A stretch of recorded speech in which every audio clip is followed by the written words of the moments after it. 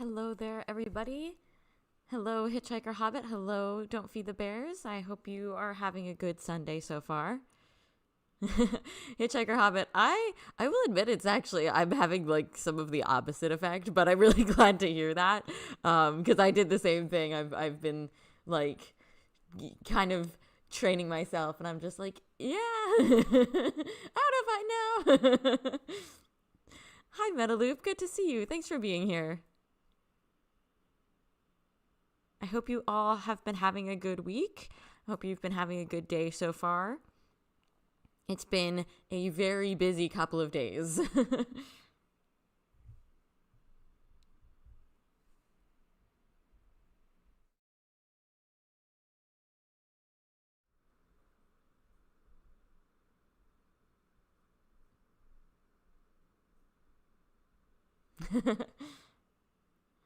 That's good. That's good, Hitchhiker Hobbit. Progress. We're progressing. I've watched the Netflix concert twice, and because like the first day, watching it the first day it came out when the album was still so fresh, like that was just like a very different experience than like having kind of sat with everything for a few days. So I watched it again last night, and I definitely am at the point where I can definitely say that I like a lot of the songs much more live. When you can actually hear like the boys' voices more and you can see their performances. That being said, there are still several songs that just do not resonate for me, but that's okay. That's why we're here today to talk about everything, and I've been really looking forward to this live. I've been kind of working on my slides and things nonstop. I think I have like 30 plus slides today, so I've been really busy. Yeah, Metaloop, I'm actually also curious about what you all want to talk about as well. Like I said, I have a ton of slides prepared, so we can kind of go as deep as we want today. It's going to be, I feel like, a little bit of like a choose your own adventure, because I want to be able to discuss everything, and I know that when you kind of go out into the wider internet space, a lot of times we all have had this experience, when you go out and try and have those conversations, it's not as easy to have those conversations in other forums. So I would love for this to just be like, hey, let's just, we can freely talk.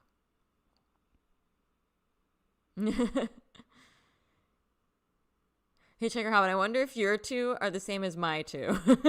I definitely know we share one.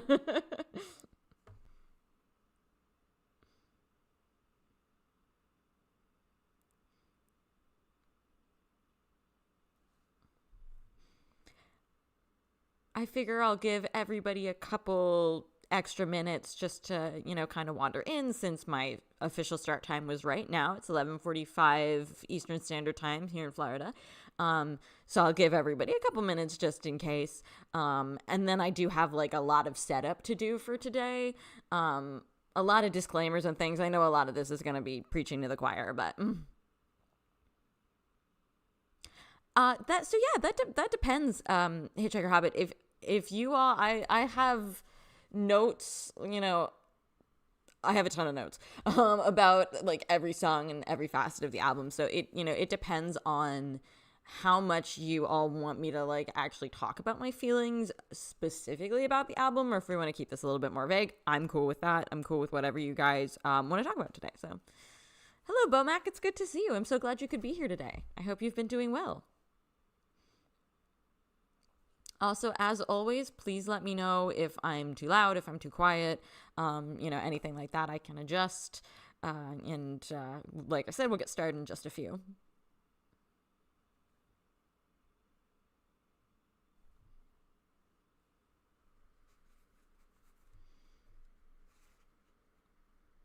Don't Feed the Bear says, go for it. Okay, cool. Good to know. I'll show you my agenda for today, and we can kind of get into it. So I'll get to that as like some of my prep. Hi, Javine. No, you're not late at all. I've just been having the standard, normal chats with everybody, welcoming him in. Nothing has started yet.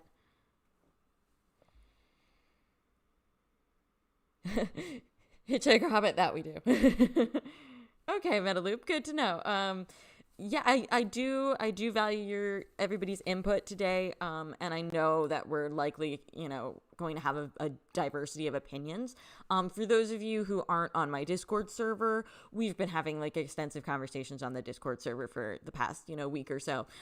So some of what I've, talked about and will be talking about here, we've kind of been, already looking at some of those things on Discord a little bit. Our channel discussing Arirang has like over 300 posts in it, and not just the Arirang channel, but like throughout the Discord server, we've been talking about it. So we've had some extensive conversations already. So some of what I'm going to be talking about today are things that I've kind of been thinking about since those other conversations. I know we have a diversity of opinions in this group. And I want to honor everybody's opinions. If you all read my community post, you'll know that that's my big goal for today. So, Javine, you're dyeing your hair blue today? That's exciting.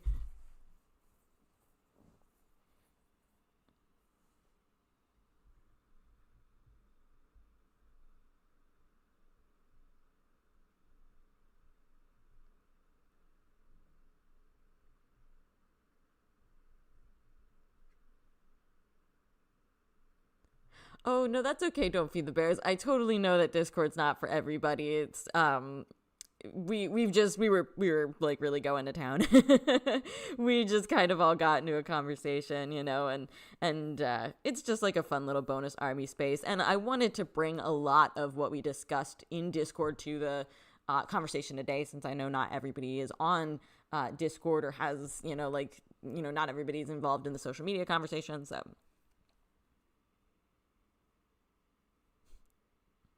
Javine, if you feel comfortable sharing a picture with us, I'd love to see it. It's dyeing your hair is like such an experience. I had purple highlights back in 2020, so I know what you mean. Hello, Lindsay. Thank you for being here today. I'm glad you could join us. I hope you've been having a good day. Hope you've been having a good week so far.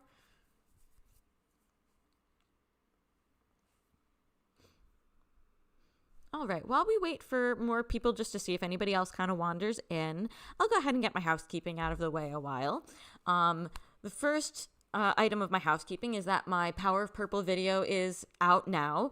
You may have missed it because it came out like a day before a little album known as Arirang. But it is out now, so if that's something that you want to check out, that's up on the channel. I do want to give you all a little bit of advance notice of how the month of April is going to work out. I'm not going to be around much in April, just because I can't believe I'm saying this, but like going to the concert in Tampa is like less than a month away. Screaming, crying, throwing up. I can't believe it's like just around the corner. I have so much to do. So because I have a lot to take care of and I have some work shifts and things like that, I won't be like live streaming or, doing a lot of videos in April. My plan for my next live stream is going to be a little bit of a weird day because you all know I usually try and do these on Sunday, but Sunday will be like, I'll be coming back home. So I would like to do a live stream on Monday, April 27th, to do like a little bit of a post-concert conversation. And if anything changes with that, I will let you all know. And then I'm also seeing them in August, but I'll have a couple months delay, so I don't think I'll have to be as crazy with everything. And I should be able to have a couple of months where we can get back to streaming and things. And during that time, I'd like to do book club, so keep your eyes peeled for that. But so things will be a little bit weird for the next few weeks, and then hopefully back to business as usual. I agree, Metaloop, and I've been very excited for this conversation for that reason. I'm looking forward to the fact that we have a huge range of opinions, and I'm really excited to talk about that with everybody. And thank you, Don't Feed the Bears. I'm really looking forward to it. It's going to be crazy, and I can't wait to share experiences with everybody.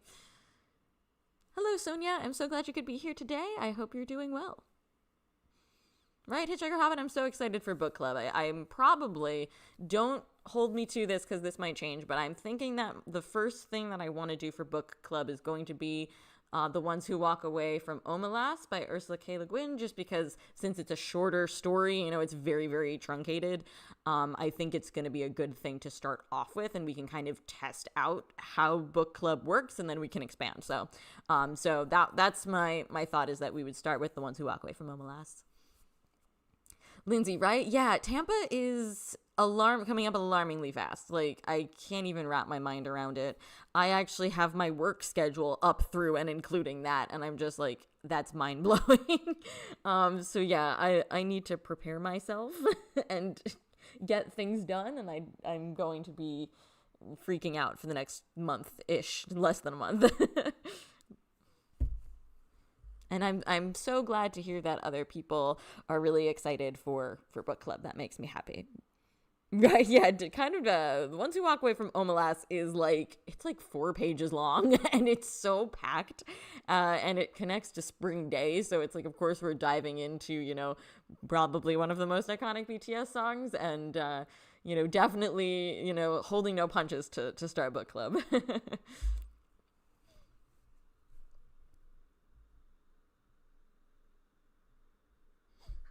All right, so. Oh, thank you, Sonia. I'm so glad you think so.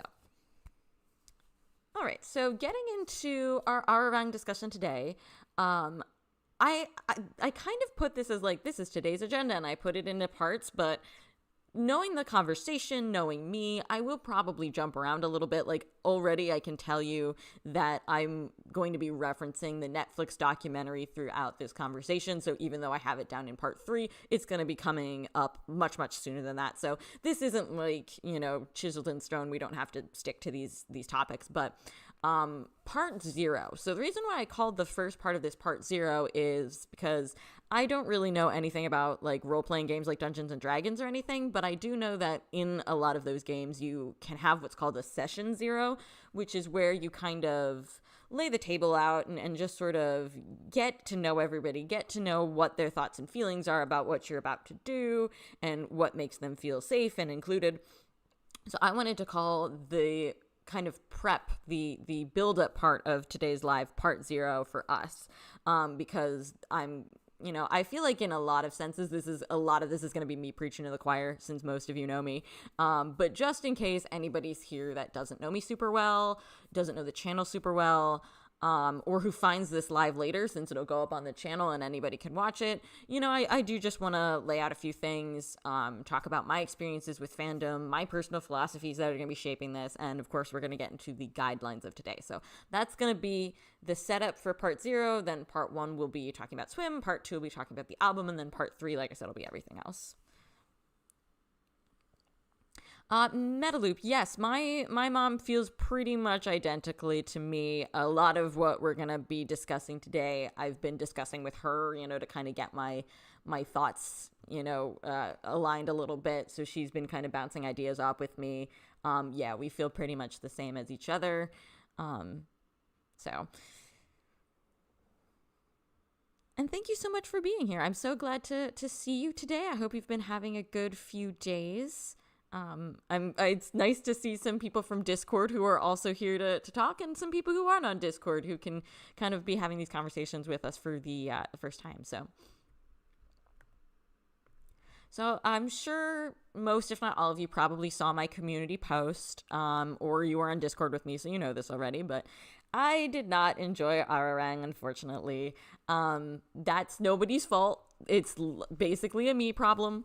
And my goal for today is not to be like, change my opinions or like to try and change your opinions. Like, in fact, I think if anybody left this live stream today being like, Rachel's right, now I don't like the album either, I would be really sad, because I don't want to like diminish anybody's excitement if you enjoy this album. I don't want to, this is not going to be a conversation where, we get into any of that of like, this is why you shouldn't like this, or this is why you should like this. That's not the goal. My goal is just, we're a community, and I love the fact that because we're a smaller community, we can have conversations, the type of conversations that you can't really have in other BTS spaces, because a lot of times those spaces are too big and they're, things move really fast. You don't have a conversation, you just sort of, consume. And so for my community, I love that we have that ability to have a really deep conversation. And so for me, I also want, you all to feel comfortable. Like, if you really love the album, I want to hear why you love the album. If you're confused as to why I don't like the album, I'd love for you to ask questions, because not everybody who, kind of feels off about this album wants to have a discussion about it, which I totally get, but I'm okay with you all asking me questions. And if you don't like the album, I hope that maybe this live stream can help you articulate why. Like, I think it's perfectly fine if you like this album or don't like this album to be like, the vibes are off, I don't like it, or the vibes are great and you like it. I'm okay with that. On a personal level, I think that's all you need when you analyze art. But since I like to go a little bit deeper, I'm going to try and add some context to things. And, if you are curious about, because I've seen that a lot. I've seen a lot of people being like, I don't understand how people don't like this album. So if you're one of those people who don't like this album and you maybe don't know how to articulate it, I maybe want to give you that language. And if you do like the album and you're confused how people don't, I'd like to give you that energy as well. Yeah, don't feed the bears. That's very much my opinion too. It's like, and that's the great thing. That's why I like calling our channel a community, because that's what we are. We're a diverse group of people. We all have our own opinions. We all have our own thoughts. And I think that should be honored, and we can all, share our opinions, and describe how we feel, and it doesn't invalidate anybody else's feelings. So, I personally, again, like I said in my community post a couple days ago, for me, I'm pretty distressed by the way I'm seeing people talk about this album, in the sense of, I really hate seeing that if people are, and like I said, you cannot like an album just by saying the vibes are off. And I'm really distressed by the number of people that I've seen say, oh, if you don't like this album, you're a fake fan, or I've even seen people say, if you don't like this album, you must have become a fan during Dynamite and Butter, and that's all you want to hear during, from BTS. And that's wild to me, because I was around when Dynamite and Butter came out. I was an ARMY then. And I remember at the time that you were never allowed to criticize those songs. People didn't want to hear it. They wanted it to just be positive comebacks. And so it's really wild to me to see that now Dynamite and Butter are being used as insults against people. And so just a lot of what I've seen, happening on the internet, a lot of the conversations I've seen are troubling to me. And so that's part of why my belief is that even if I don't enjoy this album, that having a conversation about it can be positive in that sense, because I think we're not seeing a lot of positive discussion around it. And so I'd like to add to that, even if I don't, enjoy the album.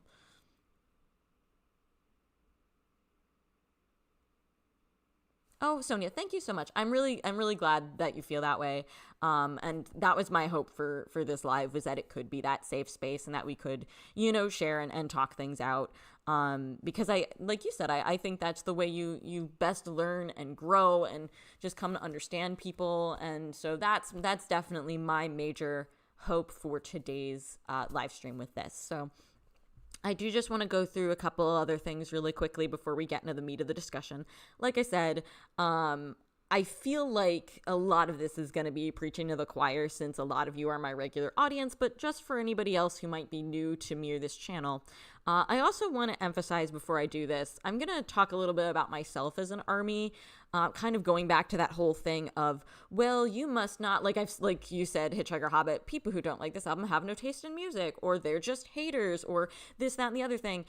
I don't think you should have to show your ARMY credentials in order to critique this album. I think that's absurd, but I'm going to do it just because, since I'm, running this live stream, and if anybody else kind of wanders in and sees this, I do just want to lay my cards out on the table of where I'm coming from. So I don't think you have to do this, but I'm going to do this. For those of you who don't know me, hello, my name is Rachel. I've been making videos about BTS for a few years now, since 2023. I'm 30, I'm a 95 liner like Jimin and V, and I've been in ARMY since early 2020, Valentine's Day 2020 to be specific. I had first heard their music through Mic Drop, and that really gave me a boost when I needed it. And then I saw a bunch of their silly videos, which just, again, uplifted me, made me laugh. And then what really sealed the deal for me as an ARMY was Namjoon's speech at the UN. It really helped me feel like I wasn't alone. So I really clung to that at the time. June is one of my biases along with Jin. My favorite BTS songs are On and Black Swan, and I've seen them once, and I've seen Jin twice in Dallas, and then I'm going to be seeing the full group again in Tampa and in Arlington. So that's me. That's who I am. That's where I come from, and that does influence some of my analysis.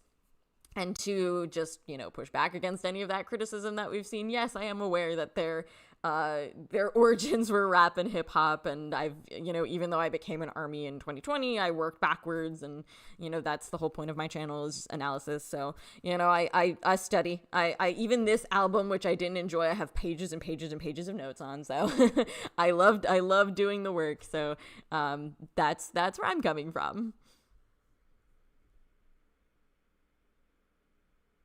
Absolutely, Metaloop, exactly. It's just like, who cares when you found BTS? Like, I don't care if you found BTS last week. Like, as long as you're here and you're willing to do the work and have the experiences and study, go back and see the songs that you didn't hear before. Like, that's what matters.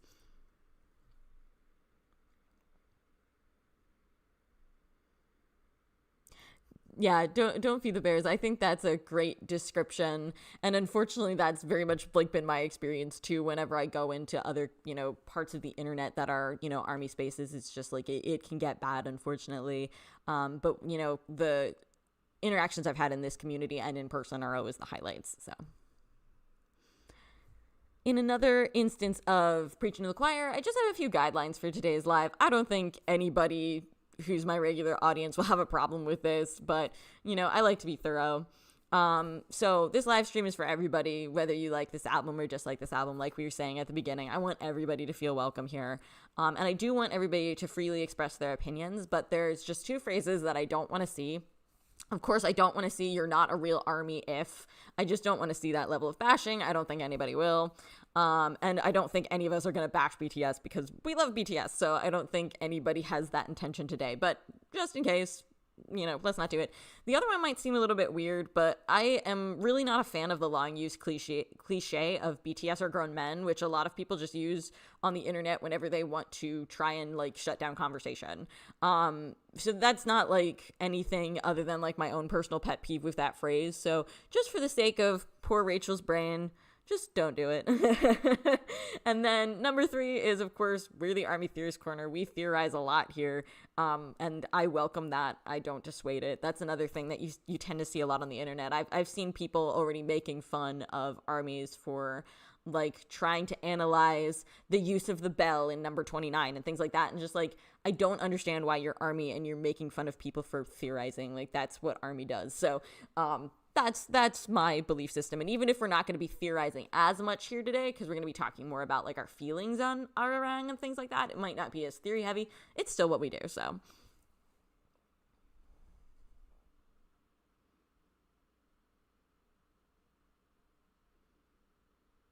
yeah, don't feed the bears. I totally agree with you.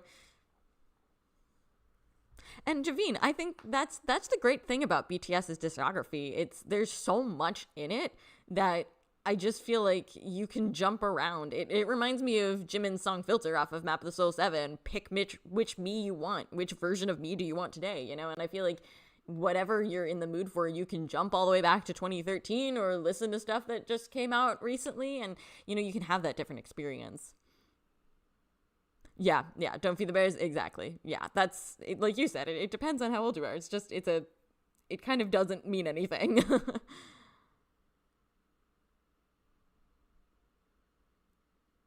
Yeah, Sonia, I agree. It will be an interesting experience to see. I really do hope that people who became ARMY because of Artarang do the work. I always use the term do the work, but that makes it sound like it's a struggle, and it's not. It's great. It's so much fun. So when I say do the work, I don't mean it in a sense of oh my god, it's such a struggle to go back and listen to the the older stuff, but I do think it takes time and energy and dedication, and I really hope that people do that. I love that description. Don't feed the bears. Age is a myth. I love it. All right. As we get into today's the nitty gritty of today, A couple things in my personal philosophy that are going to sort of shape this live stream. The biggest one for me, and something that I talked about a little bit in that community post, is I'm a big believer that just because you don't like something doesn't mean it constitutes negativity. And that's actually something I've seen a lot throughout my fandom life and things like that, that if you don't like something, you're automatically like a hater. It means you're negative, and I just don't agree. So I hope that we can keep that energy as we go through today. And because I really value being a channel that has positivity and positive energy. And so I hope that I can still bring that today, even if I don't like that. So Metaloop, you're right. We were doing pretty well. Like, I mean, our bingo cards are pretty full, all things considered. So when we theorize here, yeah, we do what we do. As they say in 2.0, you know how I do. Hello, Faye. No, you're not too late at all. I'm just kind of going through like the nitty gritty of just putting out little like disclaimers and things. I know that a lot of this is preaching to the choir, but just doing my due diligence. So you're not late at all. And I love your philosophy, and that's what I hope that we can really get to the core of today. So I think we'll have it won't be maybe as lighthearted as some of my other lives, but I think we'll have fun today. What makes me dislike the BTS or grown men argument? So I feel like a lot of times on the internet, when people want to use that term, they are misusing it. They are usually using it to try and say that being an adult means doing certain things. And I'm actually going to get into that in a later slide that I have prepared of like what growth and maturity, what do those things mean? And I feel like a lot of times it's used to shut down conversation. And as somebody who is the same age as many of the BTS members, a lot of times I think it's just used in a way that is incredibly limiting and, like I said, shuts down conversation. It's just something that people parrot, and like it's very ironic to me that I've heard a lot of people say that this album reminds them of Dark and Wild, which is an album that BTS made when they were not what you might consider grown adults. Technically they were adults, but they were still in the school era mindset. And so it's kind of funny to me that it's like people are using that album as a reference point for this one, but then also want to say, well, of course BTS are going to do certain things because they're grown adults, but you're referencing an album that they did when they were younger. So I feel like there's just a lot of logical fallacies attached to that particular argument and particular attitude. And I feel like a lot of times people use it in a way that does not have deeper meaning attached to it. It's very empty and vacuous to me. And on a personal level, I just dislike it because it's used in a lot of other critiques and criticism as well. So for me, whenever I see people use that argument, I'm just like, but what does that mean? Like, let's actually get down to the nitty gritty of what we're actually discussing. So and that's a big thing that I want to do in today's live stream is I do want to try and pin down some thoughts about these more complicated topics. This is something I know Metaloop can attest to this because we've been having so many conversations on Discord. I really do appreciate like having those questions to kind of get me to zero in a little bit more on some of the things that I feel and think about this album. And a lot of those discussions have influenced the slides that I've made here where, maybe I'm just saying, oh, I like this, I like that, but sometimes there needs to be a why, and it's like, well, why do you like that? And I've thought about a lot of those things and I've drilled down to the bedrock of them a bit. So you're gonna see some of that, the work that I've done. You're gonna see some of that today. Yeah, Hitchhiker Hobbit. Yeah, that makes a lot more sense of whenever it's like they can make their own choices, or alternately by saying like they're mature adults, they can like advocate for themselves and things like that, because we'll get into the discussions of how this album came together. And like for me, watching the Netflix documentary, that to me is BTS being grown adults, seeing how they can advocate for themselves in their music. There's a lot of ways that adulthood can be expressed that aren't at all the same thing as the way people use it on the internet.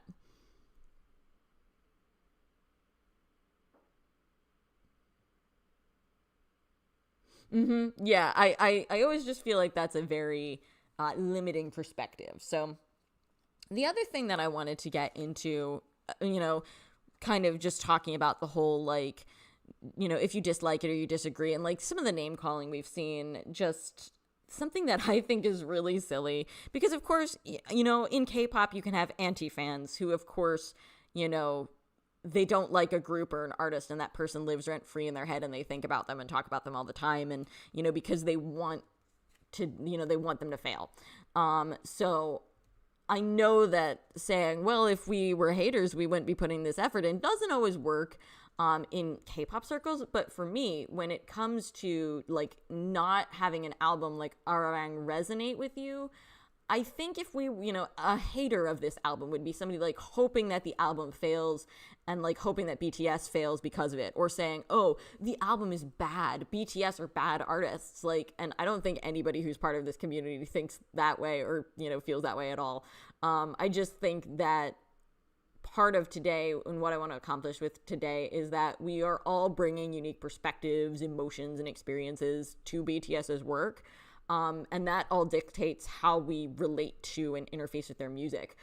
So I just think that like all the rhetoric of calling someone a hater or a fake army for expressing their disappointment is just kind of like, it kind of has a gatekeeping feel, because it's just taking away the nuance of like everybody's individual experiences. So I think it's really important to me today that we just, kind of unpack some of that a little bit.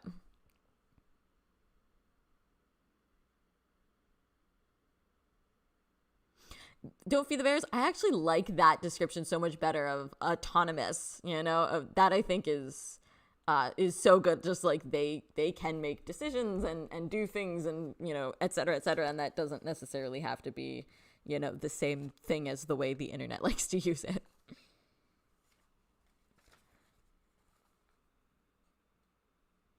Yeah, meta loop. That's so true, right? It's like if you didn't care about something, you wouldn't feel the emotion. You'd just be like, whatever, like the fact that you have a lot of emotion associated with it is proof that, you are invested. Yeah, Sonia, I definitely think that, and I think that can be said of a lot of things that we're seeing right now in the fandom discourse, is that I think a lot of people are trying to be supportive, but they're doing it in ways that are actually, like I said, kind of gatekeepery, and are actually stripping away the nuance of a lot of people's experiences. Javine, exactly. Yeah. And we're definitely going to get into all of that. So, all right. So, a couple more disclaimers from me. So, again, a lot of this is very obvious. You all know this about me, but I'm speaking only for myself and my experiences. I don't know anything about music production. I know very little about music genres. BTS is my music. BTS is kind of the only music I listen to. So, a genre doesn't matter to me as much as, like, what does it make me feel? Like I said before, I'm not trying to change anybody's mind with this. I'm not trying to say the album is like bad or that I hate it or anything like that. I'm absolutely not doing that. And I'm definitely not blaming anybody for it. I'm not saying, oh, this is BTS did this or Hybe did that or the writers or producers did this. This is not a blame game whatsoever. And I know how hard BTS worked. I think the documentary proved that. So I'm that's not my goal today. And especially because I know these issues are really complicated and we're only seeing a very small fraction of everything. So this, and I'm going to try and keep it a little bit more fun and lighthearted and positive, but I'm also not diminishing anybody's feelings. I'm not trying to like say, when I use it, I have like a couple memes and jokes and things throughout the slides. I'm not using those memes or jokes to like make fun of the members or anybody's individual experience or anything. And I'm definitely not saying that any of the members like agree with me by using them in a meme or anything like that. I'm just having some fun there. So, yeah, I think that's, most of my disclaimers out of the way, and then I think we'll have some fun. Right? Yeah, Faye, exactly. It's like BTS is my music and my genre. That's all I need. All right, so let's get into it, because honestly, I've actually seen this pattern a lot. I'm a drama-free girl, but I somehow always end up in very similar fandom drama. Like, no matter what fandom I'm in, to quote Squid Game Season 2, I have played these games before, but so for a lot of us, I think this maybe is like our first experience with this in the BTS fandom, but for me, I've seen it in my favorite video game series. I've seen it with actors I used to follow. I've seen it in TV shows I used to love. I live near a very globally recognized theme park, and I've seen it happen in that theme park and how that theme park is run, and I've even seen it in past BTS comebacks. So I've learned a lot from seeing these patterns play out over and over again, and so it's not actually super surprising to me what we're all experiencing right now. So for me, some of the repeated patterns that I've seen throughout some of these other weird fandom experiences are whenever new pieces of media come out that people have been really, waiting for, or when people really love these pieces of media and, you see how different people interpret them. There's a couple of repeated patterns, and I'll get into all of these. There's usually an emphasis on the idea of subverting expectations. There is a desire to seek the idea of relatability. There's a focus on being modern, and I believe there's a lot of emphasis on reinventing, and there's like some pros and cons to that. So I'm going to get into all of those kind of briefly, and, we can talk about any of these, in a little bit more depth as we go through if you have thoughts and feelings about them before we get into like talking about Swim and the album itself. But, we can, like I said at the beginning, this is like a choose your own adventure game today. You can choose how much we linger on a topic and how much we don't. But real quick, so to start with subverting expectations, I think a lot of times, as I've seen in some of my other fandoms, there is a desire to not do what everybody is expecting you to do because you want to be, you want to be fresh. You want to like have something that's new and exciting. But I feel like a lot of times the idea then becomes subverting expectations, even if maybe those expectations didn't need to be subverted. Expectation leads to disappointment. That's a good description. Don't feed the bears. And I think that does happen a lot, where it's like sometimes you get a certain expectation in your head and it's never going to, like, nobody's ever going to have their desires 100% met and their expectations 100% met. And I've seen that a lot in my different fandoms as well.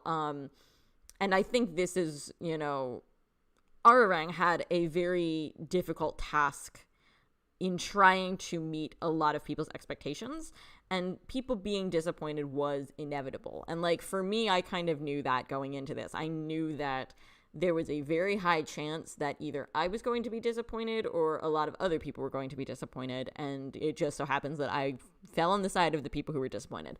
And that was inevitable.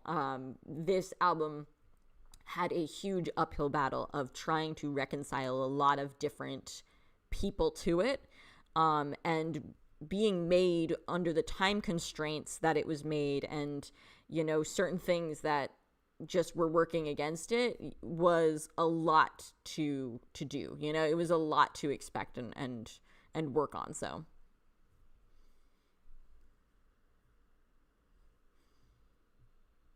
yes, absolutely. Anticipation is often greater than the actual thing, and that buildup can be, it can lead to a fall sometimes. And so for me, something that I've seen and experienced a lot in terms of when so many people have different expectations, the desire to do something that nobody expects is like very tempting. And I think for me, so we've seen BTS subvert expectations before, and I'm going to get into this as we talk about the album. But for me, kind of like I said, BTS is my genre, BTS is my music. So I'm not necessarily, I don't care super much about genre. And I think that's something that I've seen a lot from people, is the assumption that if you don't like this album, if you don't like Arirang, it must be because you don't like the music and you don't like the genres explored in the albums, the album songs. But for me, it's more of a substance thing. And the reason why I chose to include Jack in the Box and Jin's song Rope It when talking about subverting expectations is because Jack in the Box is very, very different from like Hope World and some of J-Hope's other stuff. And I've never expected that I would enjoy country rock the way I did with Rope It. But for me, the reason why I enjoy those, the song in the case of Rope It and the album in the case of Jack in the Box, is because even when they're subverting my expectations musically, they're still meeting my expectations lyrically. And they're still meeting my expectations when it comes to the substance of what they're talking about. Rope It's lyrics, for instance, are very much Jin. Even though he's doing country rock, he's not relying on country topics. He's still relying on his own thoughts and feelings.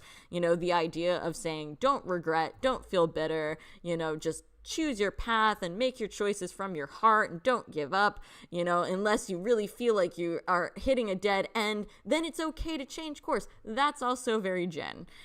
Same thing with Jack in the Box. Saying don't judge people and it costs you nothing to be kind, and thinking deeply about what it means to be a hopeful person, those are all very much in line with J-Hope's philosophy and with like thinking about the world in an interesting way. So even though these are not genres I would seek out, I don't mind that they're different genres because they're still like the type of message that I would expect. So I think you can subvert expectations well, and I think you can subvert expectations in a way that's still really true to yourself. I don't think you always have to subvert every expectation, if that makes sense.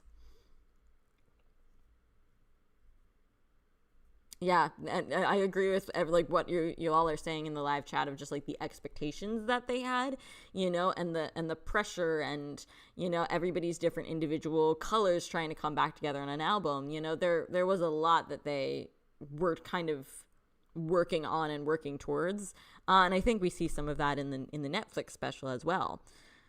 Speaking of the Netflix special, there is something that I do want to talk about.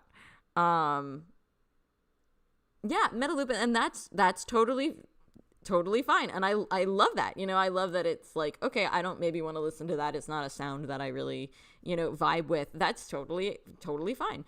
And I think that's kind of the special thing about trying different genres, and it's just like maybe you don't enjoy that musically, and maybe you don't enjoy it but you like the theme, and I think that's something that's really interesting in how BTS has experimented, and that's definitely a thing for me. It's like, even if I'm not going to listen to this all the time, I do want to know that it has like a deeper meaning at the very least. So something I do want to get into, and this, we talked about this a little bit on Discord. I think there's a lot to unpack here. So talking about the idea of relatability, of course, we have to jump into the quote that came from the Netflix documentary and was like reported beforehand.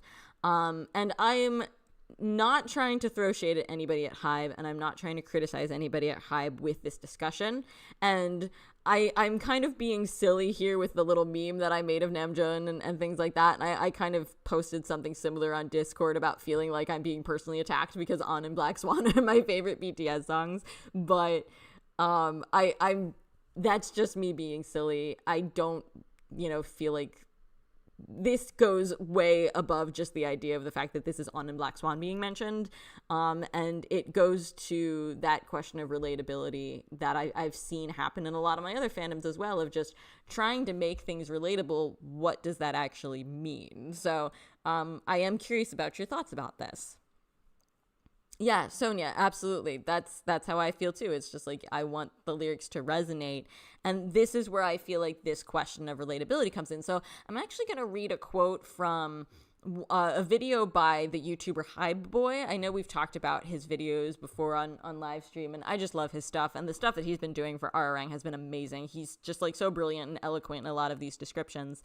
And this is from a video that he did before the documentary came out, specifically about this part of press that came out from the documentary, and he was like reading some articles. So it comes from that video, and I just really loved the quote that he said in regards to this whole On and Black Swan whole thing of just like that not being a relatable song. So Hybe Boy said, those people who love rap and hip hop, we appreciate the rapper's lyrics, verses, and rap because they tell their own story and we discover ourselves in those songs, not necessarily because they talk about us or me personally or intentionally talk about a universal feeling, but because they talk about themselves and their own stories. And somehow I find a portion of myself in those lyrics. And like that, to me, that's BTS right there. I just love how High Boy put that.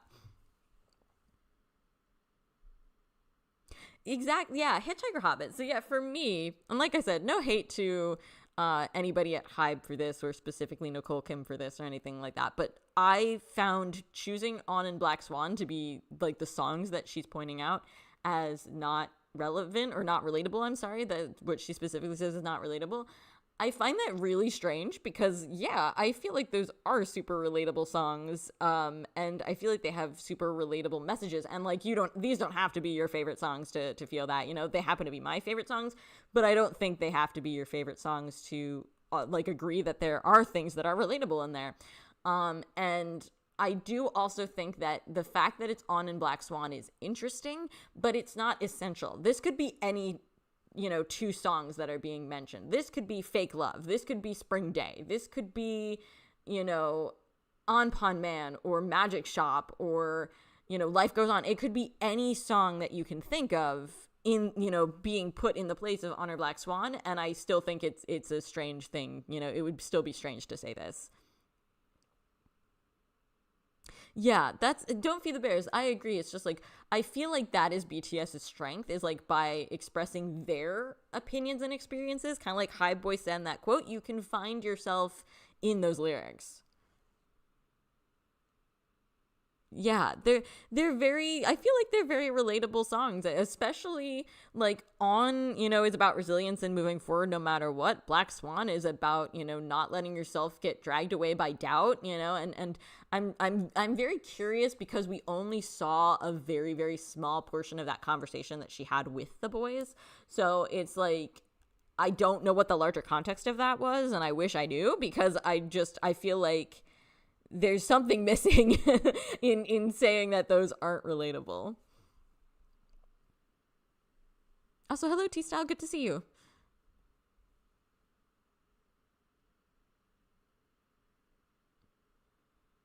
Yeah, absolutely. Same here. So, like, my first BTS song was Mic Drop. And I love Mic Drop. Mic Drop is still amazing. But even though Mic Drop was a song that I really loved, if I had only stayed with that, I probably would have just considered BTS like something on a guilty pleasure playlist. But, when you keep going, you can find, a song or a message that resonates for you. And then that's what really brings you in. And it's just like, that's only possible when BTS continues to tell their different stories. Like, I'm sorry, I keep shaking something on my table. So if you hear that sound, it's me accidentally shaking the table. But like, my thing that first made me like fully ARMY was, of course, the speech at the UN, and that was Namjoon talking about his own experiences that resonated for me. Yeah, Don't Feed the Bears, exactly. Like, it's their intent, and I feel like that's very special. Yeah, Javid, I've definitely heard, and I know High Boy said like, oh, this is a choice to put this in the documentary, because yeah, I feel bad. I that she's getting hate. I don't think she deserves it. Like I said, this is probably part of a larger conversation that we don't know the full extent of.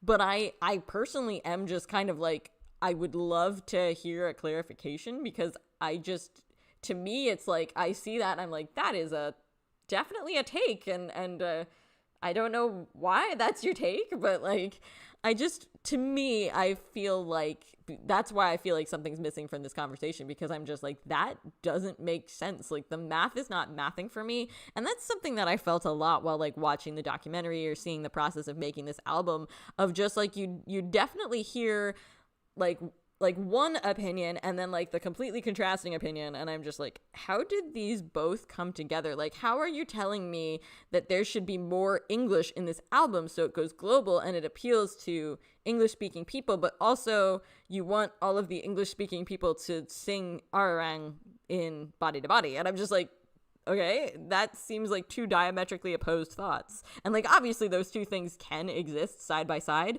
but to be like, and I think that goes back to what we were saying about the fact that this album had to appeal to so many different people and like had such an uphill climb because of it, because they do want to be appealing to people in Korea and people globally and ARMY who, you know, want to be consuming all this content, and maybe non-ARMY as well. And I just think that there is a slight, you know, like you have to be careful when you're trying to pull in people outside of your fan base, because that's a great thing and we all, you know, have our stories about how we were pulled into the fan base. But if you go too outside of what your fan base has come to expect from you, like songs that are told from your own point of view, maybe something is a little bit lost.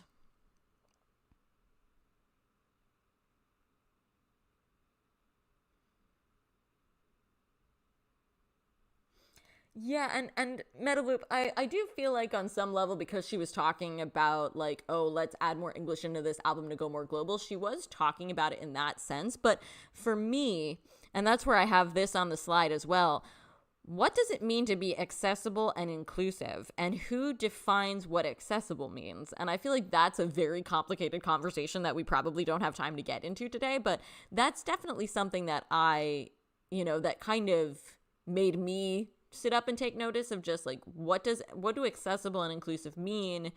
What do they mean in this case? And who gets to define that? Because I think we all have different definitions of what that means. Which is also super valid, Javine. We all need those, you know, like fun and funny moments too.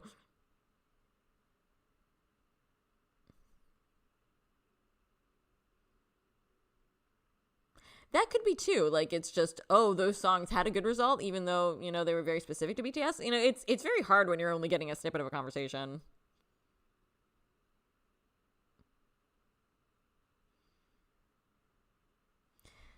Yeah, I agree. Don't feed the bears. I also agree with you as well, Hitchhiker Hobbit. For me, so something to keep in mind as we go through this discussion today is I definitely understand like the need to continually evolve and grow and not do the same thing 100 times over. Like, absolutely, I get that. BTS are creative people, and it would be super boring for them if they just kept doing the same thing over and over again.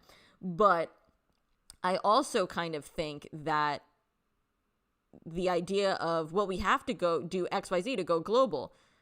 Yeah, sure. But like also, you guys have like been performing in the United States and in other parts of the West for the better part of a decade, you know? And it's just like, of course you want to keep growing and expanding and like pushing your artistic limits. They're artists, that's what they do. But I just sort of feel like they're like, the goal here is something that maybe has already been achieved through other methods, and that's a big thing for me, where it's just like, absolutely you want to keep challenging yourself and doing different things, but to be like, oh, we have to do this, that, and the other thing to try and go global, it's like, but we did.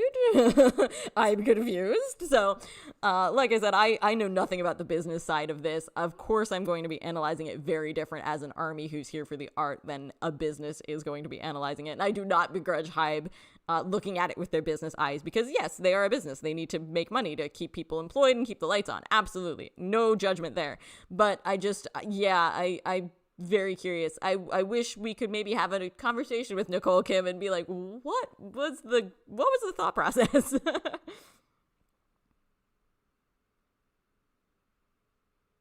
Ooh, don't feed the bears. I like that description a lot. I really like that. Yeah, Hitchhiker Hobbit. I definitely agree. I feel like there needs to a balance needs to be struck, and maybe that was impossible given the, you know, constraints that Arirang had to work into. But it's just like, for me, I would much always rather have something that is authentic, because I'm a big believer that authenticity shines through. This is something you guys probably know about me from, you know, watching my videos, like, you know, when I talked about like Spring Day, for instance. I am such a big believer that if you are authentic, then that's what people will remember. You know, it reminds me of the old quote of like, people will forget what you do and say, but they'll never forget how you make them feel. And I think that's a really important component of BTS for a lot of people. Even if you don't necessarily remember, you know, every little detail or remember like every single lyric of a song or something, you remember how that song makes you feel. And a lot of that is because BTS is very authentic in what they do.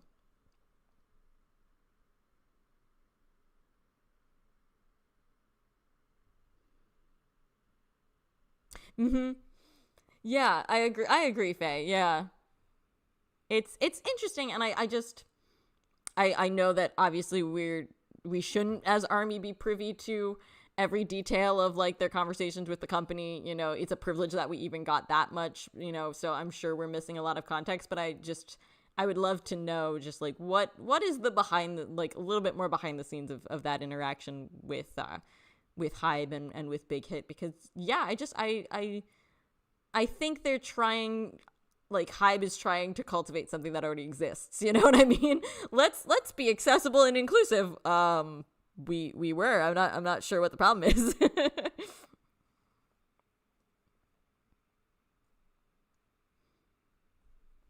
So, just the last two things. So, talking about those repeated patterns, the last two are the focus of being modern and the pros and cons of reinventing. I'm going to go through those really quickly, just because I don't have as much to say about those. For me, I am curious, like, BTS has always been very socially relevant. They were winning top social artist awards. So like obviously they definitely have like their finger on the pulse of like what is modern. But they've talked a lot with this album about like trying to stay relevant and, you know, up to date with more modern trends. So I do also kind of think there's questions to be asked about like, is modern better? Does going, because I feel like a lot of modern, you know, content and media and things tends to be so big. It almost tends to be overly big, and it's just like bigger's not always better. And it's just like, so how does BTS balance like tradition, change, like us, you know, returning to your roots when everything is so large? I feel like trying to keep up with the modern trends is also like a very big conversation.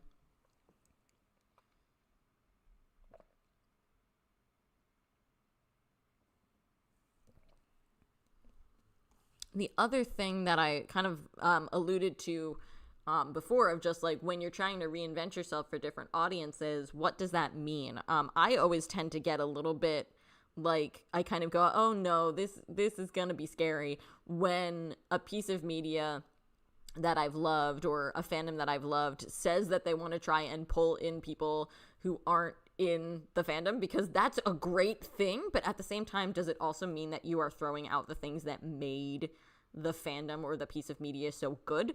Like, I've mentioned this in previous live streams. I love Star Trek.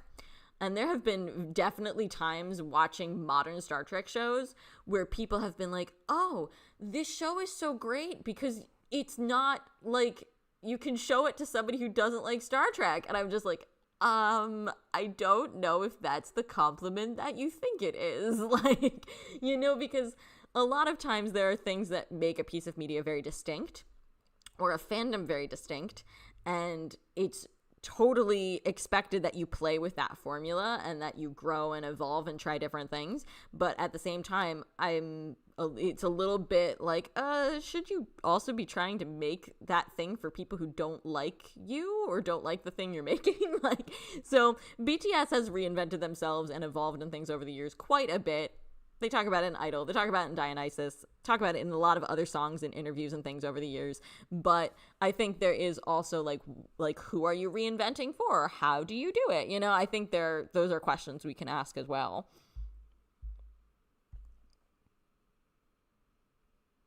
Yes, Faye, I totally agree with what you're saying. You know, talking about like the whole conversation with like Hybe and Big Hit and the relatability.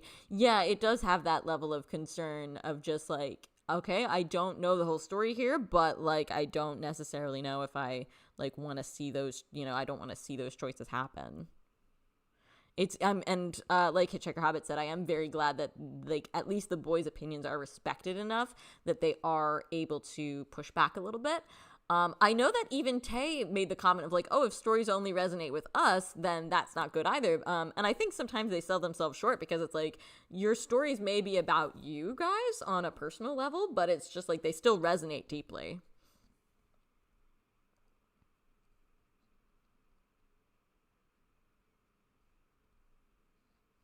Oh, don't feed the bears. I like that. They don't have to present complete thoughts. They grow and search for answers too. Yeah, the uncertainty there, I agree with you, is very courageous and therefore very beautiful. And I think it also, I'll get to it in a couple slides from now, but the fact that BTS allows space for that in their music, when a lot of times the world, especially the modern world, doesn't ever want you to like show weakness because you always have to seem like you're perfect and everything's going great in your life. The fact that BTS like allows space for that is really, really important. And even if it's their own personal struggles that they're going through, I think they really resonate, you know, for a lot of us on a different level, because we have the ability to look at their struggles and what they're talking about and, you know, still take it into a realm that applies to our own lives, you know, like using Black Swan as an example. I'm not, you know, a famous person who worries that eventually I might not be able to, you know, tell my own story, or worries that, you know, music might not resonate with me anymore. I don't have that fear, but I am a creative person who understands creative doubt. And I am a person who goes through life, you know, wondering if your doubts and your shadows are going to defeat you and keep you from accomplishing your dreams. You know, you don't have to be BTS for those fears to make sense to you.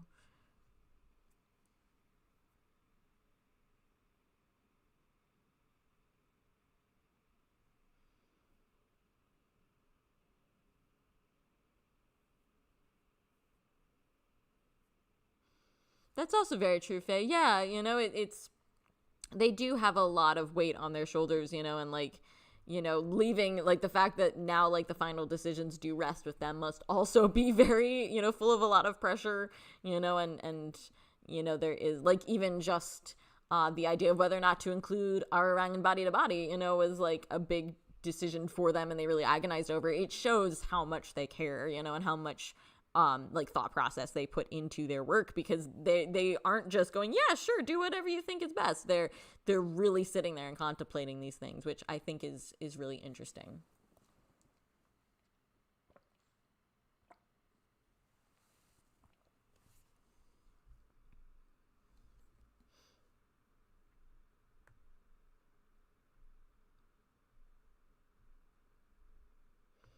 All right, so I have a sort of vague order of my slides today, but I am very flexible in kind of jumping around because, like I said, my original thought was to start talking about Swim, and, you know, get into that before we got into the album.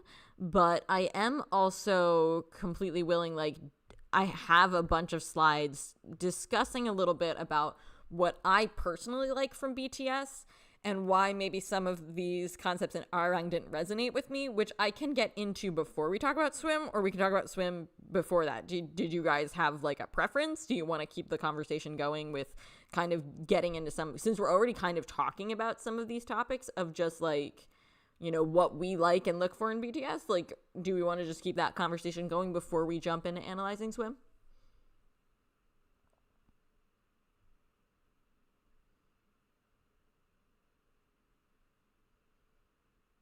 Yeah, Javine, I totally agree. That happens to me a lot too when you know they're talking about a problem. It's very comforting to know that even they are experiencing it. And I think it has this beautiful universality where you realize that even somebody who, you know, for some of us maybe they live on the other side of the globe, and for pretty much all of us they speak a different language, and it's so comforting to know that those problems aren't just our problems. Everybody feels, you know, the same way. Okay, so Metaloop said she wants to know why the album is not my cup of tea. So we'll dive into that. No pun intended on dive. We'll dive into that before we talk about Swim, but especially since we're kind of already having like some of those conversations. So Faye, exactly. And for me, a lot of like my current feelings about Ararang definitely are reliant on seeing what they do next, because I know myself well enough as an army to know that if I had discovered them when albums like School Love Affair and Dark and Wild were coming out, I probably would not have enjoyed that experience. I like School Love Affair and Dark and Wild in context. I can like them when I look at the fact that they were building off of the school era and that they eventually led into the most beautiful moment in life. And I can really appreciate them for that. And I can really like some of the songs on them because of that. But if I was Army at the time those were coming out, or if I transported myself back in time to 2014 to hear these albums for the first time, I wouldn't enjoy them on their own. I enjoy them because they're part of the tapestry. And so like that, is something too with Arirang of just like what comes next, and what comes next might change my opinions on Arirang significantly. So I know a lot of people have said, just wait a little while and it'll probably grow on you. And I do think that there's a little bit less shock, there's a little bit less like, oh, this is not what I was expecting when I go back and listen to the album, not fresh, like right, the next day after it came out, but a couple days later, I am expecting it now. But for me, because it's like a lyrical thing, unfortunately, I don't think time is going to change it quite so much as context is going to change it. And, seeing what happens next, I think is going to change things, down the line for me. So we'll see. But to get into kind of the nitty gritty of why this album didn't resonate for me, and like I said, these are just my thoughts. This is just me, just Rachel, just the Army Theorist Corner. This is what I like in a BTS album and song. So, and I'll unpack all of these because I know all of these are vague. So I'm looking for meaningful lyrics and concepts with depths to analyze because, Army Theorist Corner. I'm looking for an album or song that has something to say on some level and that is socially relevant in some way. I'm usually hoping that it's going to sidestep the tropes of Western pop and transcends the limitations of K-pop. And I want to see it focused on identity and honest emotion, kind of going back to our conversation about relatability. And I want to be able to see BTS's hand in the creation of that piece of media. Like, I don't just want to know that they have writing credits on it or production credits on it. I want to see that. And so those are all really important things for me. And I'll get into all of those. Yeah, Don't Feed the Bears. It's giving liminal space. Liminal space vibes, right? Hitchhiker Hobbit. That's a big thing for me as well. Absolutely. Because I don't know anything about music production, it feels so weird for me to say this, but I swear to you, I can tell. Like, I can definitely hear a lot of the songs and go, I don't feel like that would be, because like, K-pop is overproduced. Like, overproduction is an element of K-pop. It's like they embrace it. It's a feature, not a bug. But for me, I feel like some of the songs on Arirang are overproduced in a way that is not intentional, or if it is intentional, it crosses the line. And I don't mean that in like, oh, you've crossed the line. I just mean for me, there is literally a line between this song is highly produced, but I can still listen to it and enjoy it. And then there's the line in which when you cross that, it's like this song is now produced to the point where I can't actually even like really understand it or feel it. Like, yeah, me too, Faye. I absolutely feel the same way. And BTS has honestly like ruined me for like listening to songs that don't resonate for their artists. You know what I mean? Like, I love knowing when BTS does a song that it means something to them. And so like when I listen to other people's songs that have no meaning, like if I'm at work and I have to listen to like the songs on our radio at work, I'm like, boo, I know that this means nothing to you. Yes, I agree. I'm so with you, Hitchhiker Hobbit, because a lot of people on Discord, I think you included, said that I would like Into the Sun, and I do. It's very high up there for me on the album, and it's a very good ending.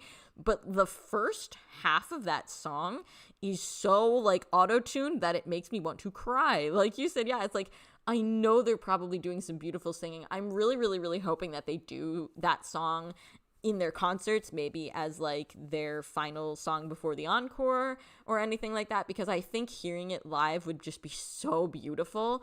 And again, like I said at the beginning of the stream, I'm not hating on any of the producers or writers who helped work on this album with them. There's no hate here for them. I just feel like on some level, maybe they don't, and again, don't know how to do it. Sounds so hypocritical because I don't know anything about music production. So I'm using air quotes here, but like maybe they don't know how to blend all of BTS's voices together, you know? And it's just like maybe they don't, maybe they've never had to deal with a song where they're dealing with 7 very distinct different voices, and like they're more focused on just what does this song sound like? Does it sound interesting and different? And they're not quite so focused on the let's make sure that each individual member of BTS can be really heard. You know what I mean? Like, I don't know. I wasn't there, didn't see anything, from these producers, but I just maybe feel like that's part of an issue for me of just like you lose some of that unique color.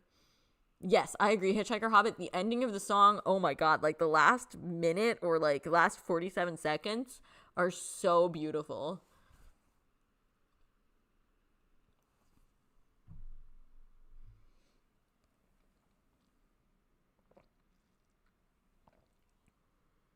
So I'm going to unpack some of the things that I have in this list, and we can linger on any of these points as long as you all want, or just keep on moving. So I'm going to jump first into the whole meaningful lyrics and concepts idea.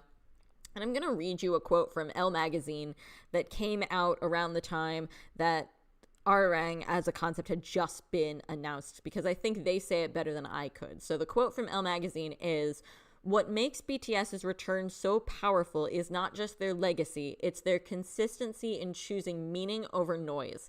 Over the years, BTS have created music that held hands with listeners through loneliness, self-doubt, joy, anger, and healing. They taught a generation that it's okay to feel deeply, to question, to grow, to love yourself loudly and quietly all at once." And that, to me, perfect. No notes. That is how I feel when I relate to BTS's lyrics and concepts, and part of why their songs are so important to me and why they're more than just an artist to me.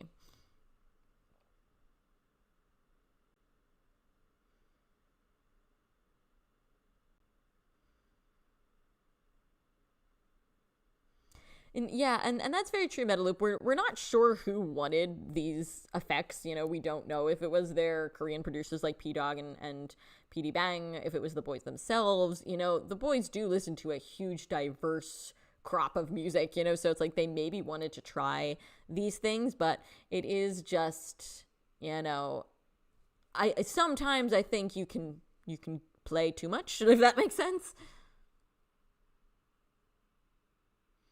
Yeah, I agree, Sonia. Like, definitely BTS coded on those lyrics.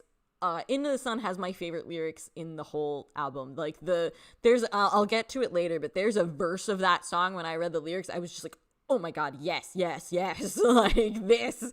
And I totally agree. And I do feel like it makes sense that it's Jin's favorite song.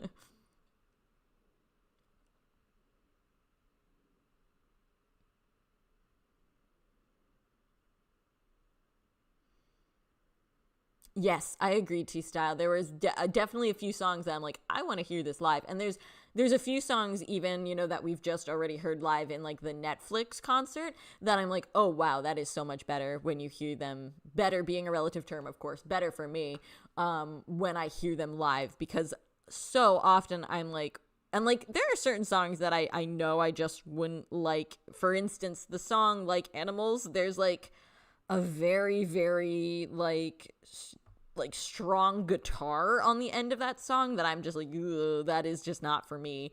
So there are definitely some elements of the music production that I do not vibe with on this album, but there's other songs that even if it's not like a production style that I would normally go through, I think I could deal with it if I liked the lyrics more. And so for me, there's, like Metaloop saying, there's a lot of lyrics on Arirang that are meaningful. And I have a few pulled out that, we'll see later in the live stream that I do really like. But for me, unfortunately, some of the songs, the English lyrics of those songs kind of end it for me, unfortunately, where a song could be great and just some of the English lyrics are just, I can't relate to them at all. And that's the ironic thing about what Nicole Kim said. It's like, you want these to be accessible and inclusive, but they are not accessible and inclusive to me. So who defines what that means? So for me, they're never going to resonate because they just don't hit for me.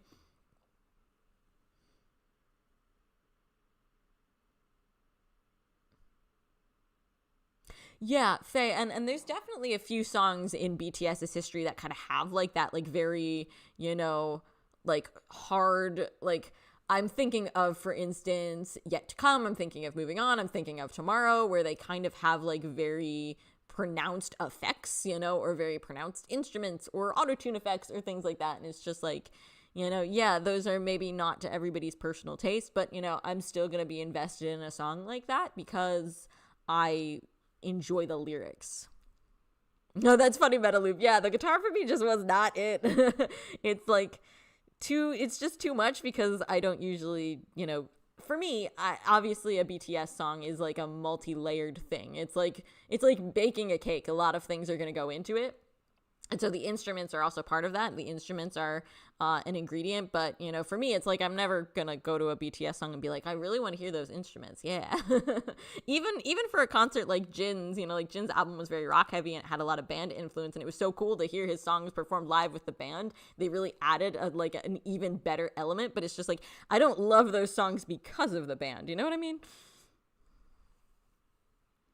Yeah, and that, like Animals, for me, just, like, doesn't hit lyrically. So, like, that's definitely, again, that's a me thing. That's just, like, lyrically, I don't vibe with that. And that's just a me thing. That's definitely not an everybody thing, So, there's a lot of songs like that on the album where just for me specifically, I'll just, there's a certain type of lyric or a certain type of message that I'm like, yeah, no, that's not it for me, but everybody's very different.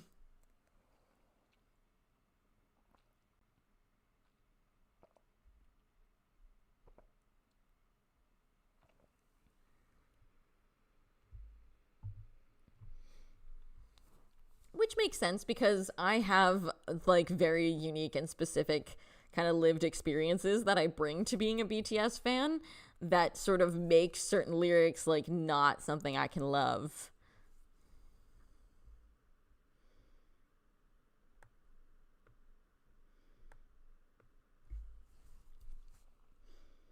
But it is, I really enjoy hearing, everybody kind of add their own personal experiences of what like kind of hit for them, is like really, it's really interesting to kind of hear about our different experiences and like the different things that speak to us.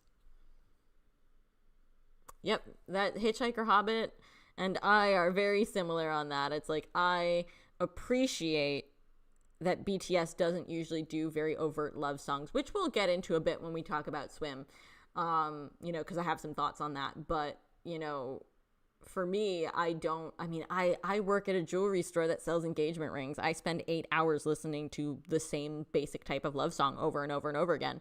And I will literally think throughout any given shift, oh my gosh, this is literally a different song about the exact same topic. Why did you need to make another song about the exact same thing? Like, so for me, like, the fact that BTS in a lot of their stuff was writing about things other than like typical stereotypical romantic love is so refreshing. So for me, I'm always going to be bringing that feeling. Yeah, I'm with you, Javine. Musically, One More Night is a bop, but I do not like it lyrically, unfortunately. But and that's, I think for me, that's definitely something that I've experienced a lot throughout this album where not like a song doesn't completely hit for me. I'll either like the lyrics, like for instance, Into the Sun, but I'll have issues with how it like sounds or how it's produced, where I'm just like, oh, I love the lyrics of this, but maybe some of the production choices aren't for me. Or if I like a song musically, I don't like it lyrically. So I have a lot of that experience throughout the album where I'm just like, oh, I'm so close to liking this song or being okay with this song, but there's just something that I'm going, I can't fully, relate to that. I can't fully integrate with that.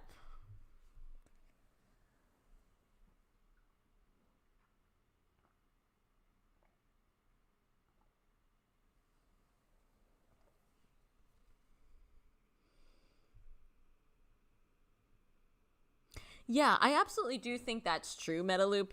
Um, and as I've said in previous live streams, I was never really a music person before BTS. I mean, I listened to Coldplay in high school, and I kind of before BTS, I listened to a very weird cross section of music. Like I would just kind of be like, yeah, this is an interesting song, and I'd kind of listen to it. But before BTS, I actually was mostly listening to instrumentals. I would listen to like lo-fi and things like that. And so for me, BTS then kind of became my music and my genre.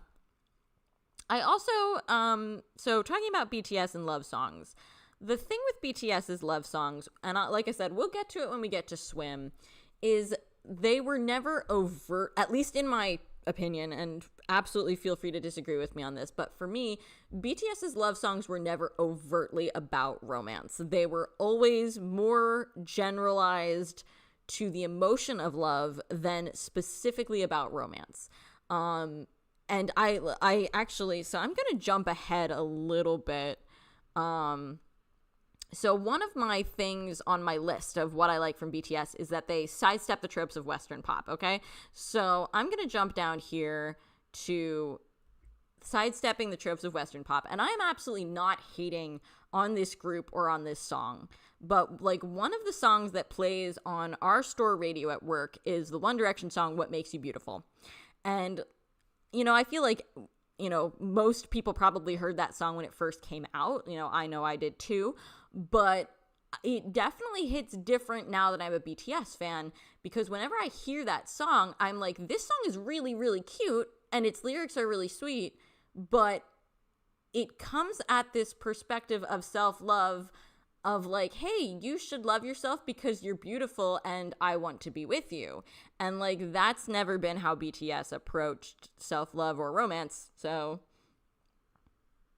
I just kind of find it interesting when you compare like how BTS conveys their message to how a Western group conveys that message.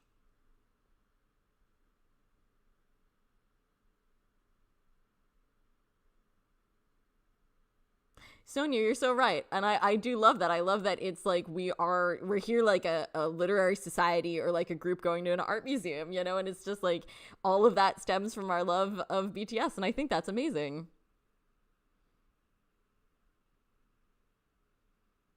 Oh, yeah, that's really interesting. Don't Feed the Bears. That's like a really interesting cross section of music. I love that. Metaloop, I'd love to unpack that more with you, honestly. And, you know, really, I feel like we could have a really interesting conversation about that.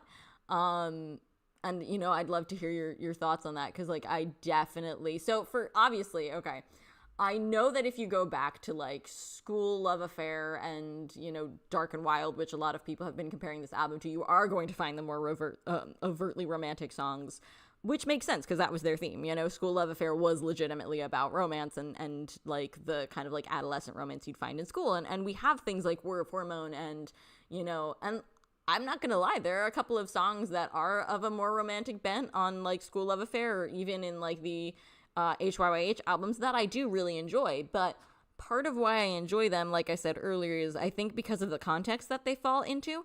I'm okay with going back and listening to a song like Blanket Kick or 24/7 Equals Heaven or anything like that because I know they made sense in that context, and because I know I can also jump forward in time and listen to songs like On, Black Swan, Louder Than Bombs, etc., etc. So don't worry, Javine, I'm American and I usually hate American music, so I'm right there with you. It is kind of like you said, it has that shallowness, and I get it because a lot of times Western music is designed to be catchy and is designed to be appealing for that reason. But like I said, when you're like me and you're stuck in a store for 8 hours listening to romance songs like on repeat, you're just like, everybody's talking about the same thing. And it's just like, it always reminds me of a joke from Mystery Science Theater. Whenever I hear like a romance song and then hear another romance song, I just flash back to an episode of Mystery Science Theater 3000 where they're like, from the director who brought you that earlier stuff, more of the same. Like, that's what I feel when I listen to just like romance songs over and over again.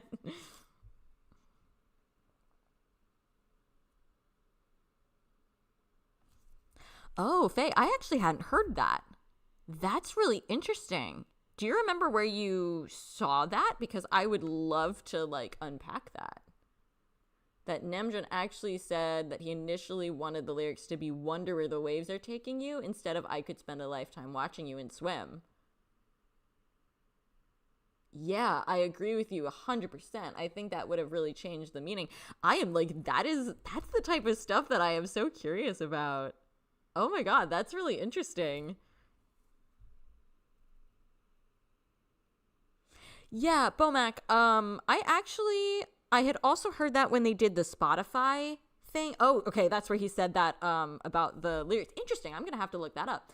I actually hadn't even seen that they were on that radio show. So, okay, it's in High Boy's latest video. High Boy always be giving me homework. Like, I cannot rest. I cannot rest because High Boy makes videos every day. I'm just kidding. I love him. He's amazing.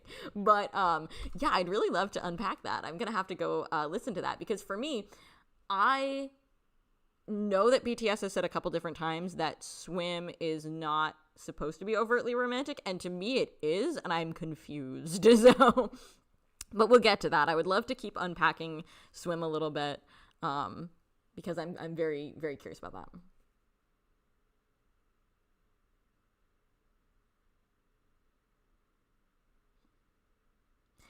So Lindsay, yeah, we can definitely get into that when we talk about the album, because for me personally, what they said the meanings of like the songs were don't 100% vibe with what the songs are actually saying from my perspective, which is why I'm very interested to hear from the people who do like the album and do like feel like the album resonates for them, because like Swim is a prime example where they're like, it's about like overcoming the waves of life, and I'm just like, I don't actually get that from the lyrics, but maybe I'm dumb. Like,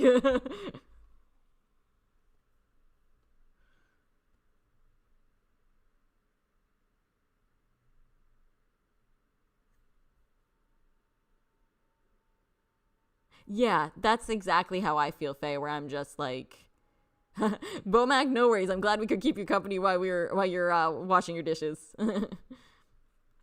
um, Metaloop, I wanna have this conversation with you. If you wanna have this conversation with me later on Discord, like let's talk about this, because I so want to hear your thoughts and feelings on this. I'm so curious, because I feel like a lot of BTS's love songs are different than Western love songs, and even if they are love songs, they're not romance songs. So I would love to dig into that with you. Let me just quickly.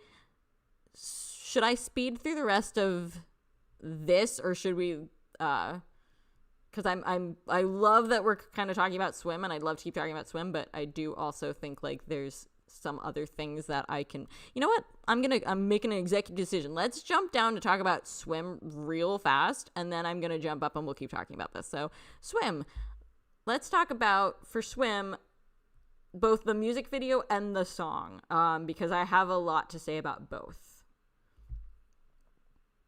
You're right, Sonia. It means getting very little sleep. We have a lot going on. They have so many different things. Yay, I'm so glad we can have that conversation. Yeah, let's continue on with Swim. I feel like we're already there and we already have some interesting thoughts. So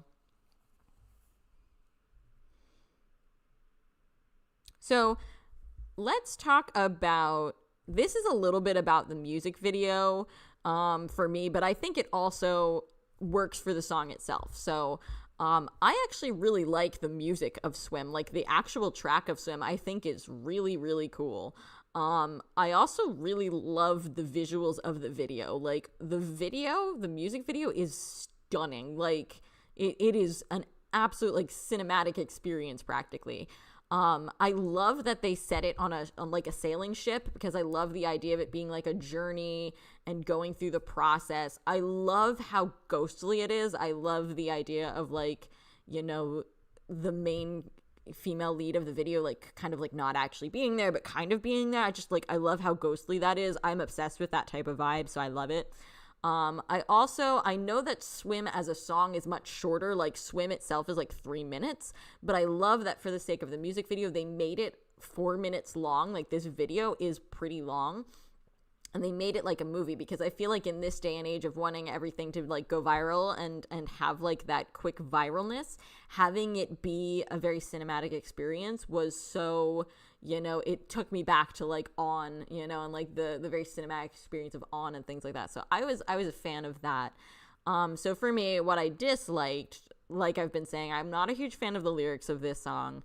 I do feel like there wasn't enough of BTS, which I know Jimin in their studio notes said he felt like a lot of people would say that they did this deliberately because they wanted to tell a very specific story.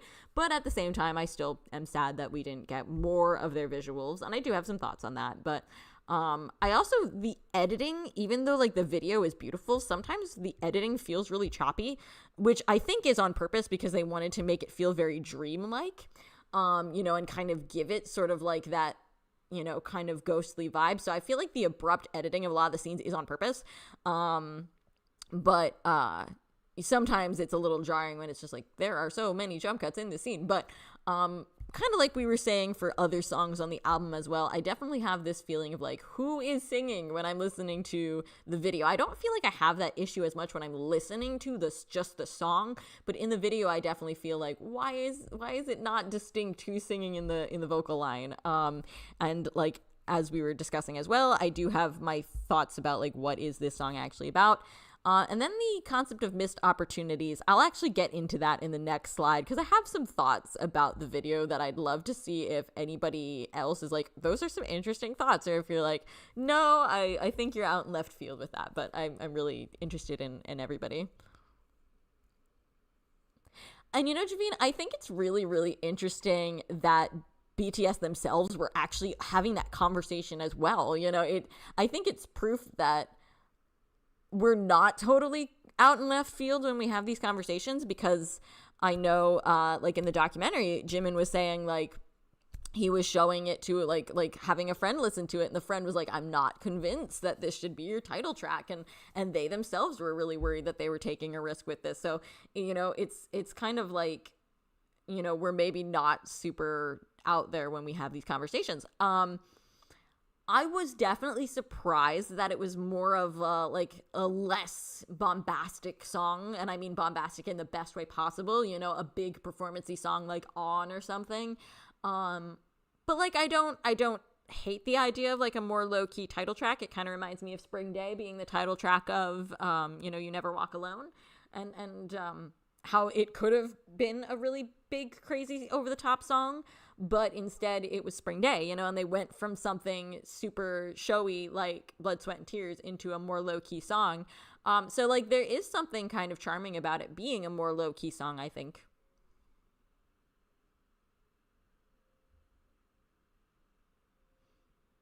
Hello, Seven with Love. Thank you for being here. Honestly, it might also be because I first listened to Swim, like I put it on my TV so I could see the music video kind of large. Because like I said, I don't really feel like I have as much of an issue with it when I'm listening to the album with like headphones in. So it might very well be a device issue. I think in some of the songs, for me personally, some of the music is turned up too loud, and that kind of keeps me from being able to distinguish their voices. But, I'm also not expecting that my phone and my headphones have the best audio. I'm not listening to it on the best speakers. So that could also be very much a thing too. Oh, Hitchhiker Hobbit, no problem. I hope I'm not distracting you too much.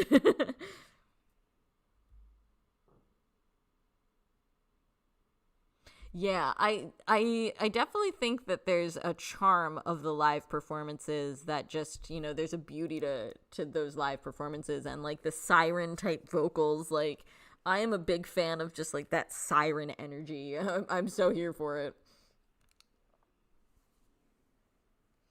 But yeah, I'd love to hear all of your feelings about the song and the video, and kind of like what jumps out at all of you. And we kind of were talking about it a little bit before I came down to this slide, but yeah, I'd just love to hear everything you're thinking.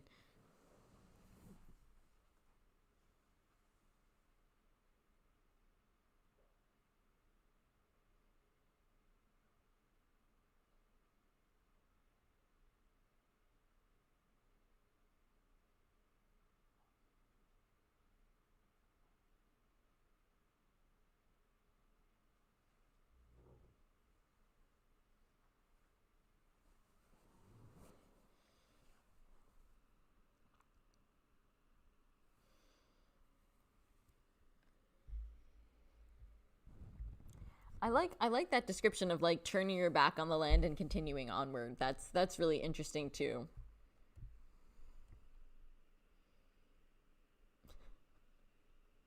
Hitchhiker Hobbit, you are like 4D chess levels of multitasking right now, and I appreciate it. Like you are goals, and thank you for still being here. I appreciate it deeply.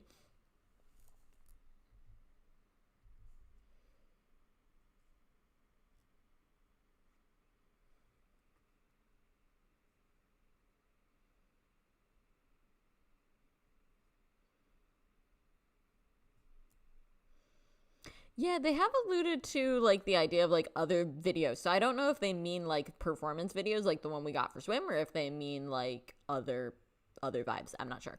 Mm. That's kind of where I'm coming from too, Faye, and I'm just like I'm interested. I almost would love for them to talk more about that. So to that point of the music video, I have a little bit of a fun thought experiment that I got into, and I'm curious what you all think. So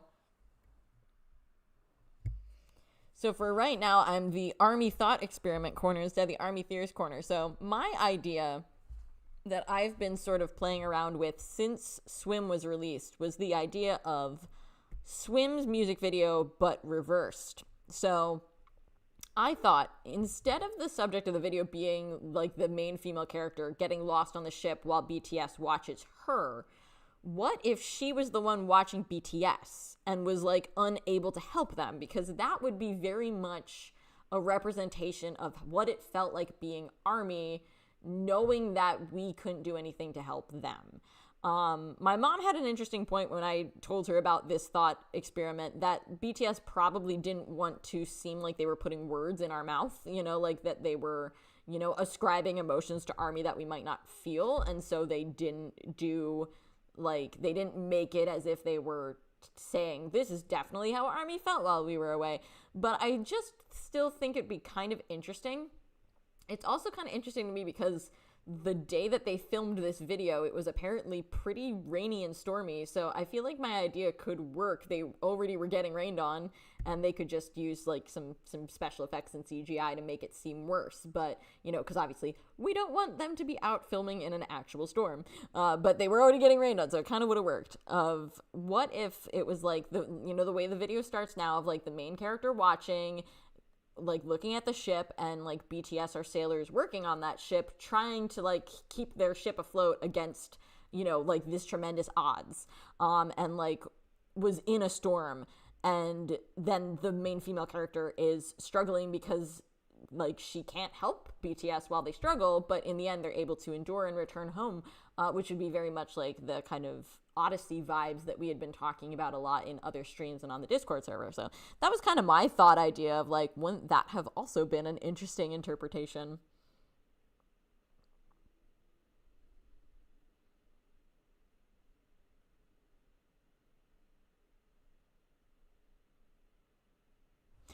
Yeah, Faye, that's kind of where I came from too. It's like if I hadn't heard them say that, I would have been like completely thinking that it was a more romantic song. But, I can appreciate that they want us to be able to have those multiple interpretations. Like, I really love that. But I'm also thinking that maybe if they wanted to make it more ambiguous, there were some other choices that they could have taken, which is why I find that radio interview really fascinating. And I'm definitely going to have to go find that because, like whoever said earlier, I think it was it Sonia who said that like we are not sleeping?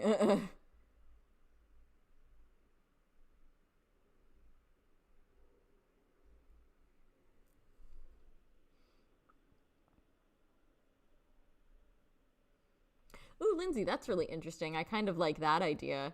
And the fact that Arirang is about a journey, the folk song itself, I think really fits with the ship metaphor. And it would kind of, I think, would have fit even if they had done it reverse.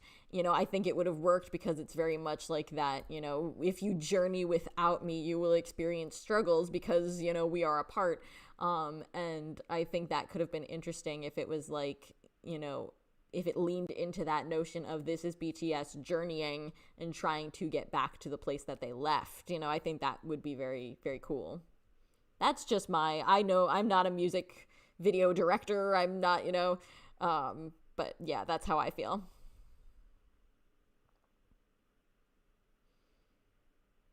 Javine, that is such an interesting way to describe it because that's actually very indicative of the conversation that I had with my mom when we were talking about, circling back to that whole thing with On and Black Swan not being relatable. And that's something that my mom said of just like, how many people probably used On to help them get through really hard times, and things like that. And that kind of also goes back to the point of, not liking traditional romantic songs, because romantic songs can be very sweet and very beautiful. They have their place. I'm definitely not hating on romantic songs because everything has its place, but for me as an ARMY, I'm drawn to BTS because the way they express their emotions does, I think, really help a lot of people when they're going through a difficult time. And that can take many forms. That can take the form of people relating to their struggles. It can take the form of a more upbeat song helping you when you feel really down and making you smile.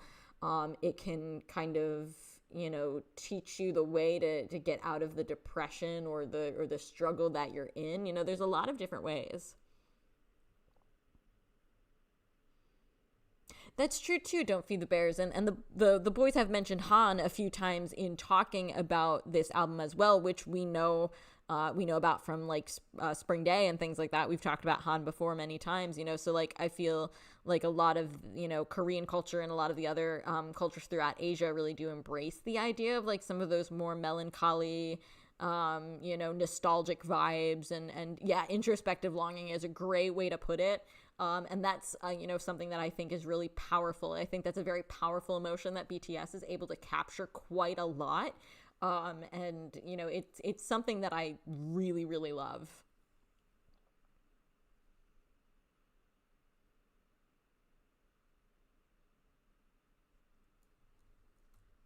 Oop, sorry, I'm hitting things. That's the problem with being a hand talker. I'm very expressive in my gestures, and then I hit things.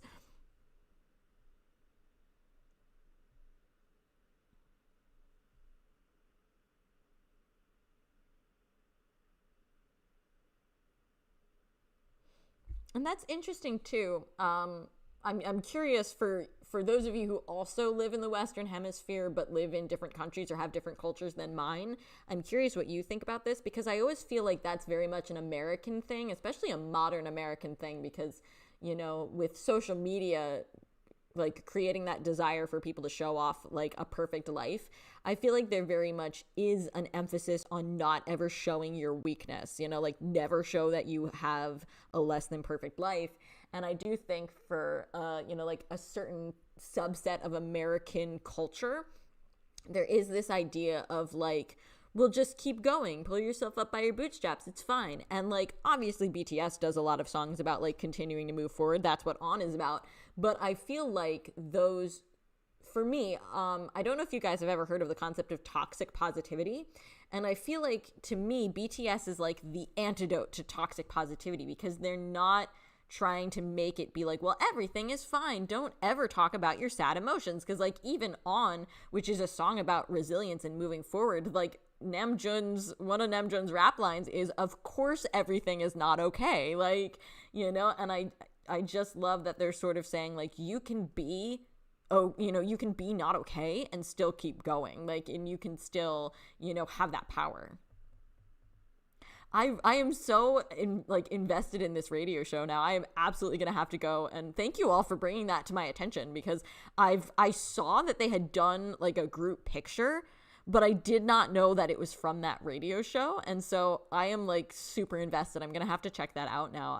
I'm so curious.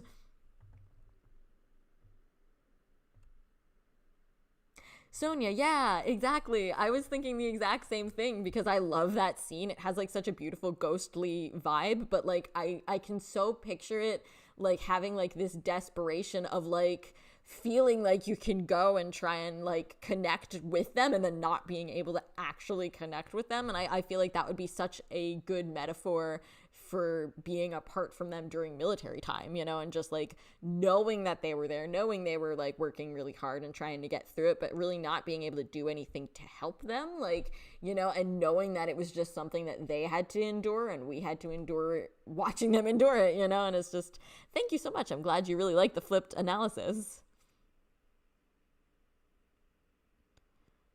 Wow, Hitchhiker Hobbit, that's even better.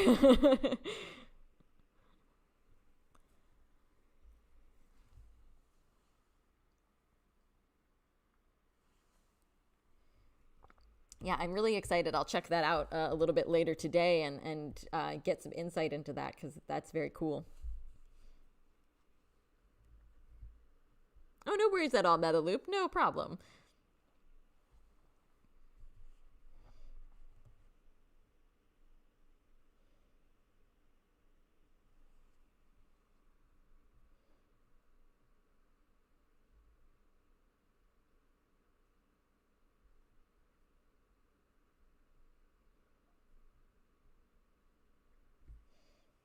I just realized I've been so in like my streaming software where I have all the slides. I was so like heavily invested in that because I was switching back and forth that I hadn't actually checked the YouTube creator studio to see how many people I had watching. So hello to everybody who is here. Thank you for being here.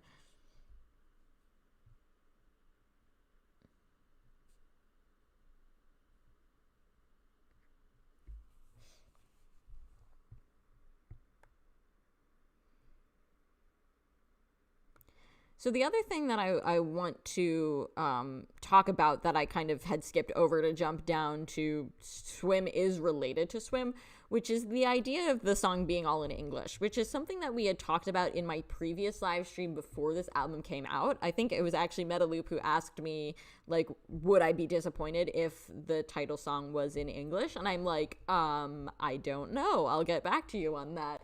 And at the time, I kind of didn't know what my answer would be. And the answer is, yeah, I was kind of a little bit sad that this was in English.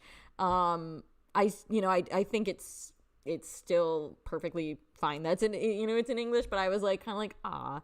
And so I have a complicated relationship with BTS and their English songs, and I think it's time to out myself for that a little bit, because I've alluded to it in other live streams, but I definitely haven't gone full into talking about why I have a complicated relationship with these songs.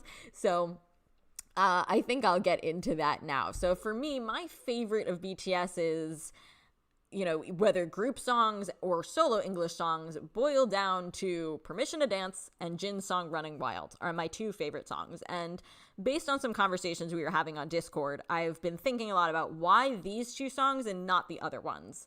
And was really sitting there and thinking about it and having conversations with my mom to like kind of thank you, Hitchhiker Hobbit. I'm glad you enjoy the meme. I was like, how do I convey my feelings accurately? And I'm like, wait, that picture of Tae trying to hug Yoongi. And so I just thought that is the English songs. The English songs want to love me, and I'm like, okay, you can love me slightly, I guess.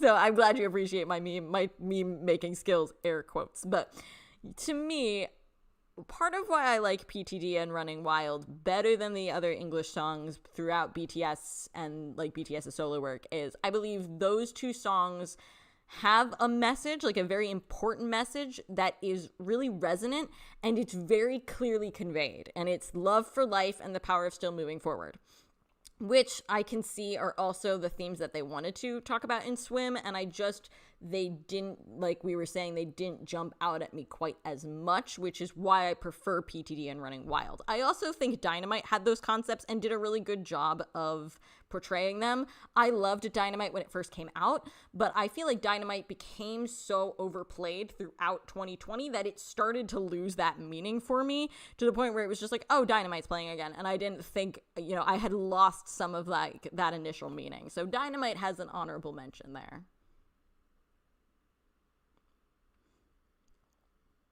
Yeah, I agree, Hitchhiker Hobbit. And like, it's nice in the instances where they are written by the members, like, the members have writing credits for Swim, or they have writing credits for a song like Butter. But unfortunately, I feel like a lot of those songs, like their contributions almost get steamrolled a little bit. Like Butter has a great line in Got Army Right Behind Us When We Say So. That's amazing. But that one line doesn't like change the fact that the rest of Butter kind of just steamrolls them a little bit, you know? And no hate, like, as my meme shows, when Butter plays in a concert, I still dance, you know? Like, I'm still singing along and dancing and waving my army bomb, but it's never gonna be a song that, like, I go to and love and listen to all the time. Even my coworkers know that I'm not a fan of Butter and tease me about it routinely. So, like, you know, that is a thing that I experience. And I can appreciate the fact that the English songs, you know, do allow a wider audience to sing along. Like, my mom always says, she's like, oh, I think Butter is about, like, a very silly concept, but I love the fact that I can sing along with it. And, like, that is perfectly okay. And I am definitely not a hater towards anybody who became ARMY with the English songs. Like I said, I find it crazy that people are using that in the discussions for Arirang. People are using that to try and discredit other ARMY. That's just wild to me. Like, I don't care what song made you ARMY, and if it was Dynamite or Butter or Permission to Dance, that doesn't make you any less of an ARMY. Just for me, those songs don't hit as much. That could be too, Meta Loop. There could definitely be something that's kind of similar in the way that like PTD and Running Wild sound that kind of speaks to me as well. That's very possible.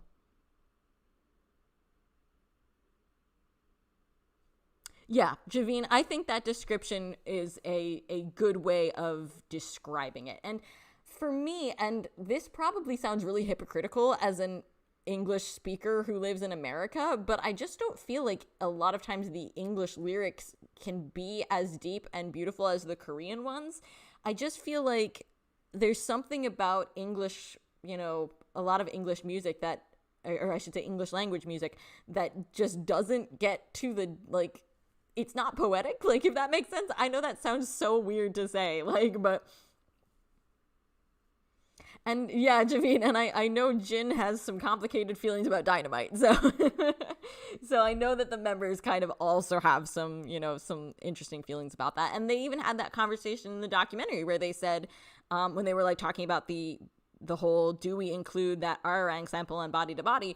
I know even Yoongi said, we had these same conversations about Dynamite and we didn't agree on that either, you know? So it's like, you know, we know that the members also have like kind of complicated feelings. And Hitchhiker Hobbit, as we kind of mentioned a little bit on Discord, I fully admit that for me, part of my love of Running Wild is actually because of the music video. And the ironic thing about that is the music video actually kind of changes the meaning of the song a little bit. So like Running Wild, as if you just listen to it as a song, kind of implies this idea of we'll be running wild and doing our own thing together for a really long time. But then the music video kind of conveys more of Jin's idea, because like the whole thing like in the song is like, until our last breath we'll be running wild, which makes it sound like it's going to be something that happens for a really long time. But Jin sort of took it, you know, in his personal philosophy, I think, of like, live your life right now. And whether it was his idea or the music video director Lumpin's idea or a combination of both, I feel like the music video interprets that more as like, imagine that your last breath is coming sooner than you think and live your life that way. So Running Wild kind of changed a bit in that sense. That's a really interesting way to describe it too, Bomac. Yeah, like losing the essence and personality when you try and switch to a language that isn't yours is really, really interesting.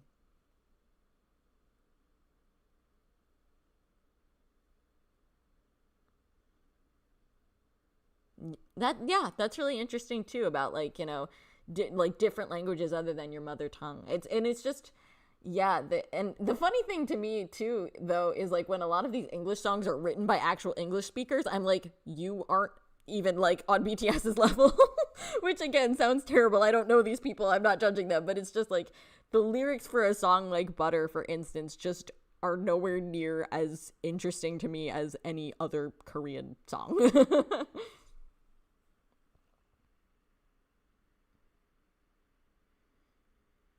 For me, just speaking for myself, Metaloop, yes, I am a native English speaker.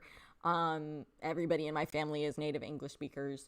And yeah, I guess maybe I will add a slight disclaimer to this by saying that when I was younger, when I was probably like middle school age, I did really enjoy listening to music in other languages.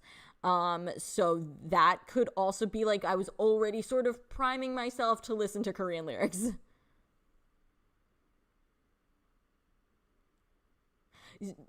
T-Style, if they had done On, you all would have heard me screaming. You would have heard me screaming at the top of my lungs. I would have loved that.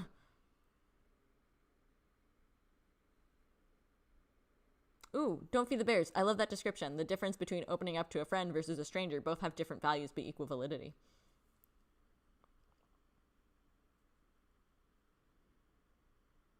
Sonia, I completely agree about Running Wild. Absolutely. And this whole conversation also kind of, I do just want to jump back up very briefly to talking one of the other points that I was going to make when I said I want to be able to see BTS's hand in the creation of the songs. Something else that I feel like is really important to that is knowing that like these are themes that they themselves want to keep talking about, and that for me, I think is really important too. Not just that they wrote a line or two, but that this is actually a resonant theme for them.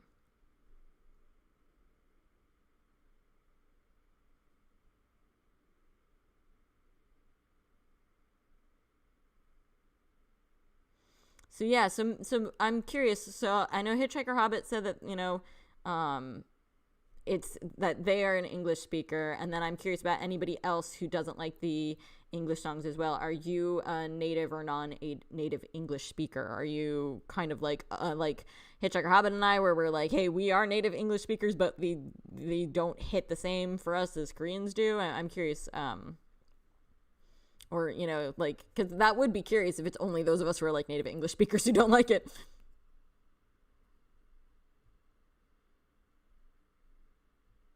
Oh, that's really interesting about like doing some of their hit songs, because like they really wanted it to be an important part of like the concert that they did in Seoul. Like that's a really interesting point as well.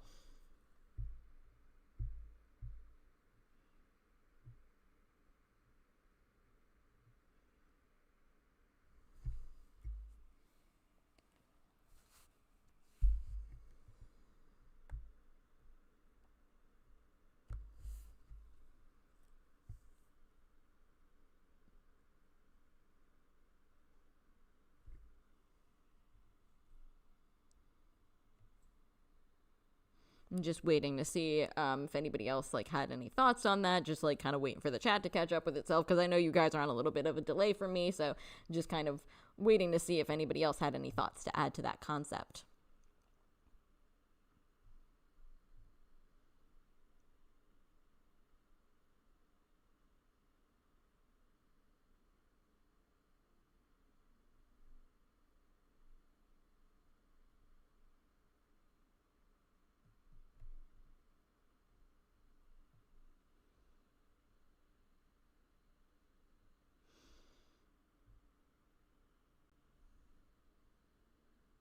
It is really interesting that a lot of us who are native English speakers don't really like the English songs.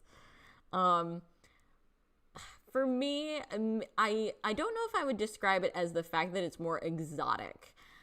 I do think on some level it's a more beautiful language than English, and so when they sing in it, it does have a level of like poetry.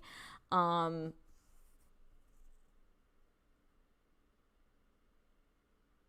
yeah, no, then and I think there's an interesting diversity there of like for me, I just the English songs, I feel maybe it's less about the fact that they're in English and more about the fact that they're super westernized, maybe.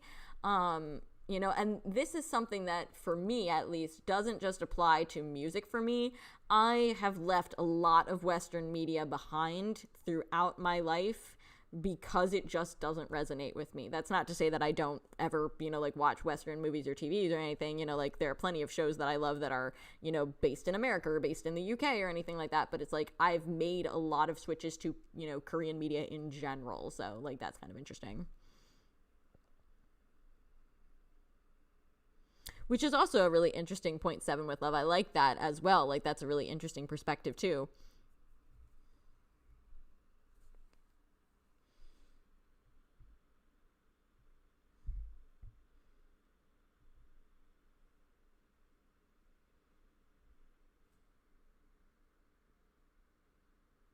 Yeah, Hitchhiker Hobbit. I the same was also like kind of true for me too.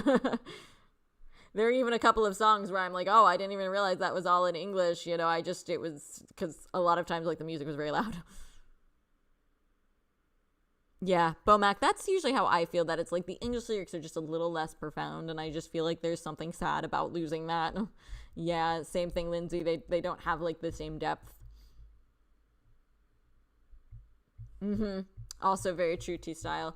And I just, even in songs where like the boys aren't involved, like I'm gonna pick on Dynamite. I'm sorry, Dynamite, but like those those lyrics are written by ostensibly, I'm assuming, Western people who have English as their main primary language.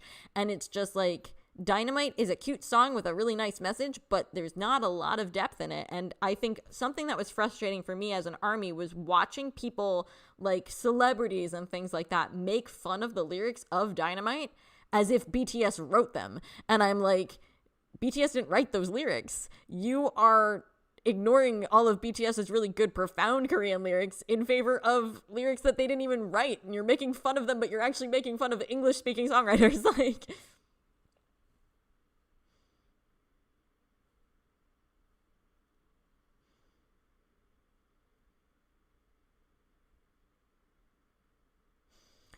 Don't Feed the Bears. Which part did you disagree with? I'm curious what your thoughts were.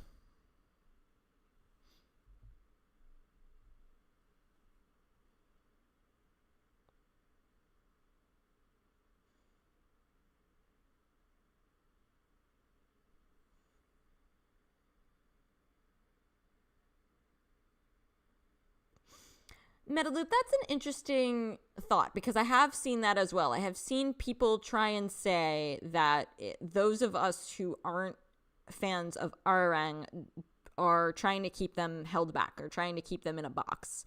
And while I think that can be true on some level, to me, I think it's not so much as like wanting to keep BTS in a box, so much as it is feeling like an important part of BTS and their message would be lost to a more westernized identity, um, because of talking about like that sort of lack of depth and like losing some of those important messages, versus how often we see some other messages in Western music. I do feel like we would lose something very special.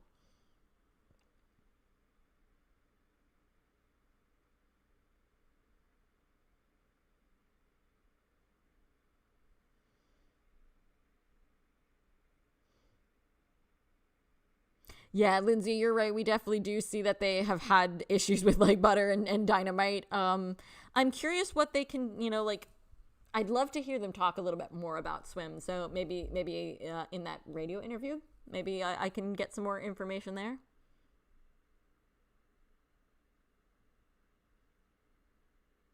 Yeah, which I also think is true. What you're saying about like the actual like emotional state and like the vocal expression. I do think that's 100% true because I've seen stories of like people talking about Epiphany, and like they don't know what Jin's saying in Epiphany, but it like makes them so emotional because of his voice, like just as an example. So I feel like that's a really interesting thing too.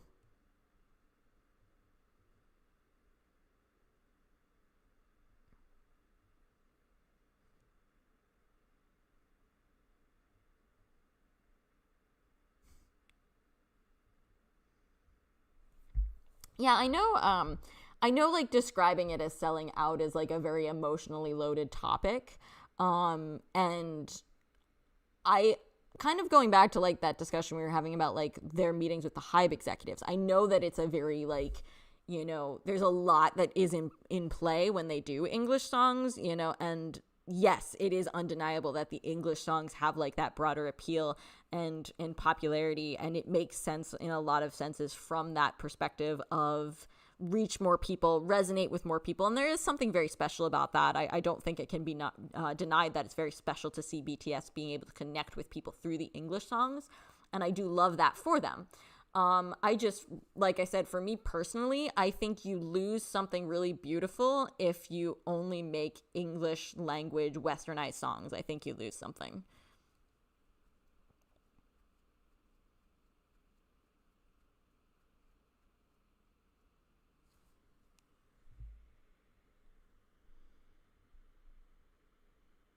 And that is also a good point about we shouldn't maybe be overly worried about like what haters and critics think. Kind of like, you know, me talking about seeing people make fun of the English lyrics as if thinking that they wrote them. Maybe I shouldn't be overly concerned with that. You know, maybe that's more of a vanity thing as an army. Like I want people to know how profound their lyrics are, and that's a little vain of me, but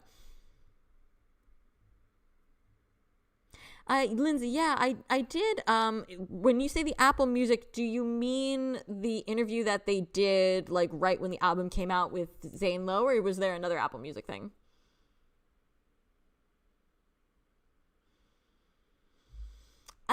So for me personally, I don't necessarily feel that they lose authenticity when they sing in English. And I'll use Dynamite as an example.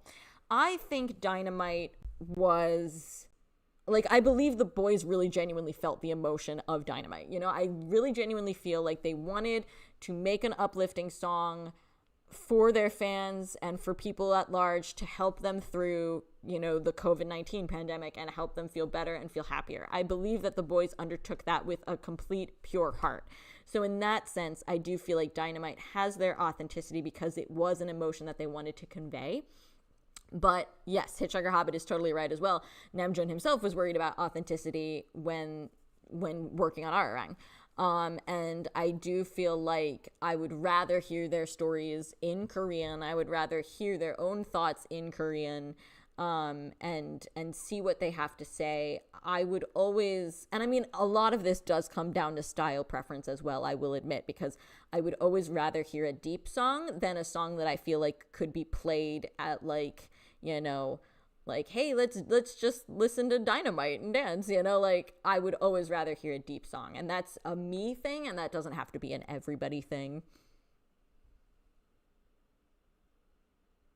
Oh, Lindsay, that's really interesting. I'll have to check that out. I know that in my last live stream we had some like early descriptions of Arirang's songs that were shared with me by Metaloop, from like different sites. They were like one sentence descriptions, but I don't think I've specifically seen the ones from Apple Music. That would be kind of interesting to see.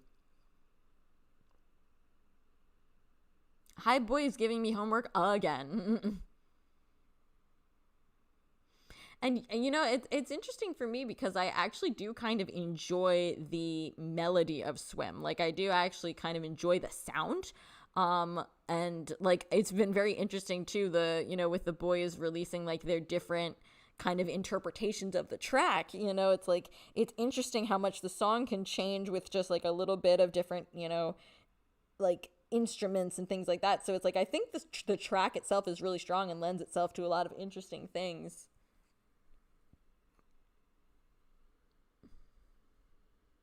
Yeah, and that is something that I do think needs to be said, is like the fact that the English songs are more accessible is an important part of that. And that's part of why I don't mind the fact that people, you know, it's like, if you became ARMY through the English songs, I think that makes so much sense.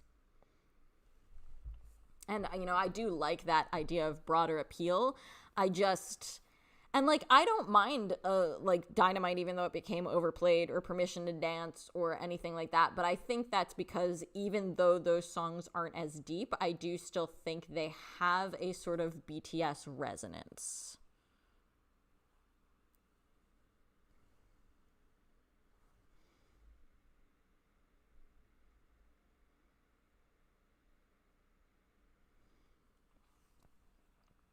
I think there is some deep stuff in the second half. I think there's some deep stuff throughout Arirang, but for me, I just feel like when, in my opinion, this is all just me, this is all just my opinion, but when you also include some lyrics that could be taken to a more romantic place or could be taken in a double entendre way, I feel like unfortunately you lose the depth of the other messages in the song. And I only say that because I've seen it happen in the past. And so for me, I always am kind of a little bit like, oh, we could have really had like an interesting discussion about this thought or idea, but then the English lyrics have, you know, other things that I think undercut that a little bit too much.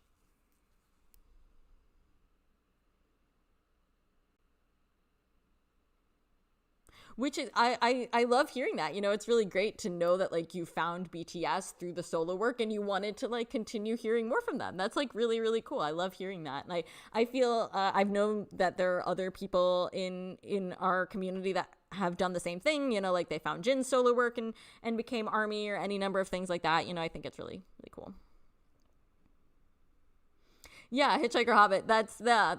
I like Normal as well, you know, and like to the point where I actually, because I like Normal's lyrics, I actually had to go and check, and I'm like, oh yeah, they are all in English, you know. So like, it's proof that you can still have, you know, like really like a really interesting song to get some substance out of, even when it is in English. I just think it takes a little bit more work, and I do think that in some of the English songs, and this isn't just a BTS thing, I think this is an English song thing in general, they are more concerned with how the song sounds, so they're more concerned of making like an interesting rhyme than they are actually making sense sometimes, you know, and like that's a thing for me as well.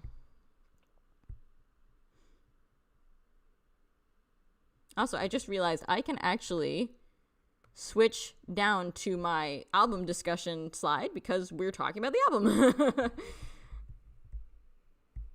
And I think something that I love about this discussion is the fact that art is subjective. So we are all looking at it in different ways. We're all looking at the same thing and bringing different things to it. And I forget who said it earlier, but like how cool it is that we are all looking at this music as the art that it is and having like an actual like art discussion about it, which is so exciting to me.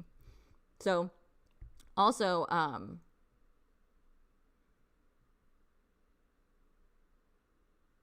Metaloop, for me, it definitely is. Like, and I completely own that, and I know that that is a me thing, and that not everybody needs to also feel the same way. But for me, I will automatically, I don't want to say, like, assign less value to it, because that sounds really harsh, but, like, it's immediately not going to resonate with me if it's a song about romance, or if it has romance, like, a very obvious indication that it's going to be romantic.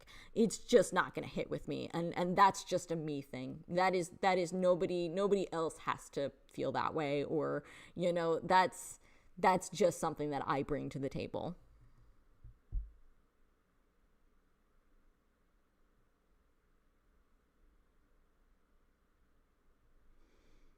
Seven with Love, I do think that is true.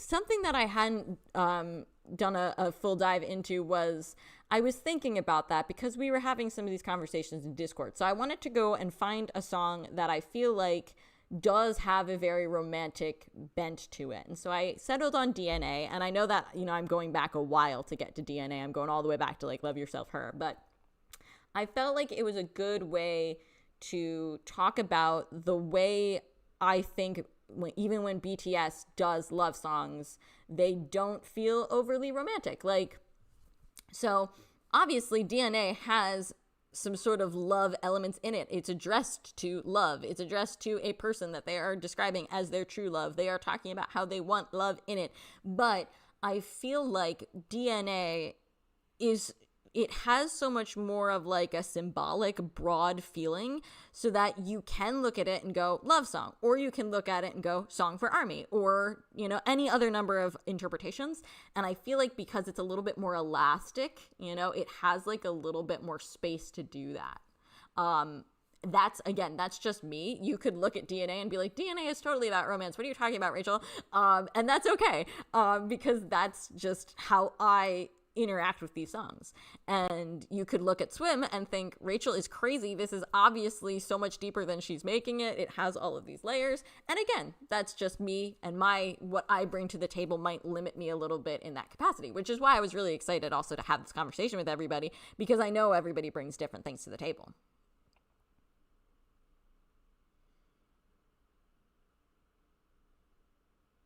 Oh, good, Lindsay. I'm glad that at least this is like helpful on some level, because you know, again, everybody bringing their own things to the table, you know, other people can very much see the depth of a song and go, I can see that depth, you know. And so for those of us who maybe are going, I wish that this was conveyed slightly differently, you know, it would be, you know, I hope that offers an interesting perspective, if nothing else.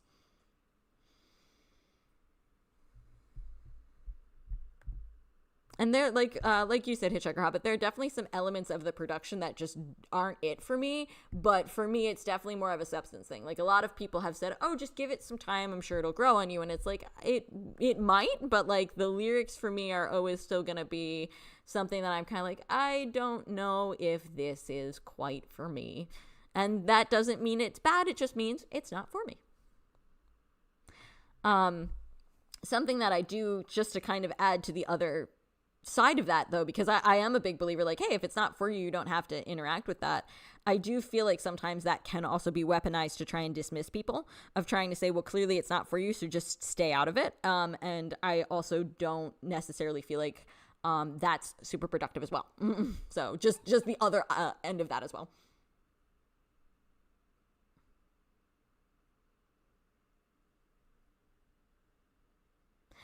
And yes, and people have said that as well. I've had other people say that to me, of just like, we are sort of rushing our interpretation of this album, and we do need to give it a little bit of time, which I do agree. And like I said, I do think on some level, eventually it will fit into a broader context, and I do think that will be really important as well.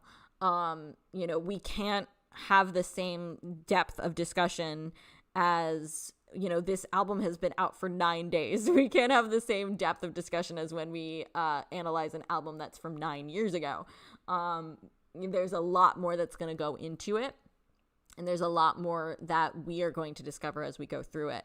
But just, to describe some of the ways that people are feeling about this album on the onset, and the way that people are curious what this will mean for BTS moving forward. I do think it's valid to have these conversations now, even if maybe some of these thoughts will be completely obsolete, down the line. I do think it's important to say that, yeah, some people will kind of feel that, like, that worry, and that wondering where BTS will go, and we'll be wondering if we can go with BTS on that journey.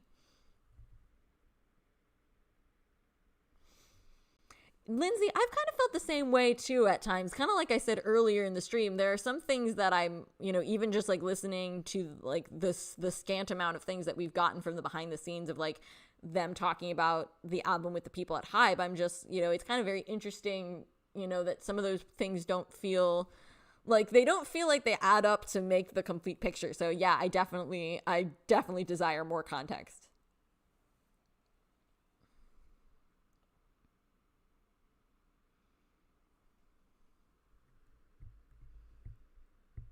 And yes, Hitchhiker Hobbit is totally correct in just kind of catching up on what the comparison was for DNA. And no apologies if you're just kind of listening, no problem at all. As always, this is going to go up on my channel as a video to watch back later. So you always have the time and ability to go back and comment on anything. And, so if you are watching this after the fact, or you were watching it today and you couldn't contribute as much as you wanted, please feel free to jump back in and say something in the comments.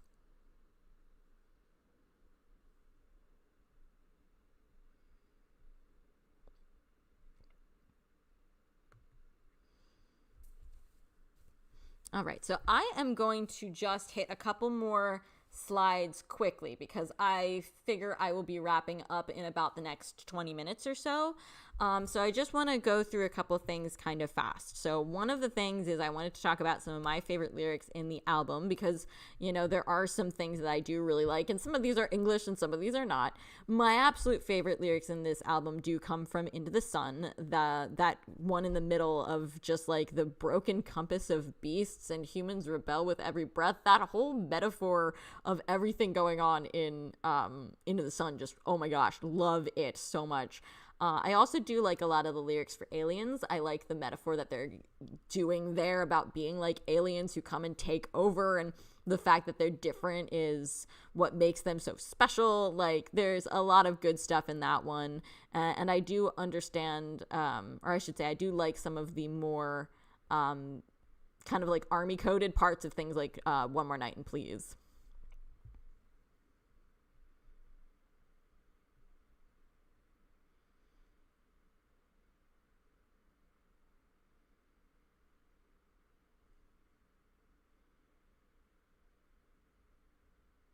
Oh, I like that interpretation of like the salt was tears. That's really interesting.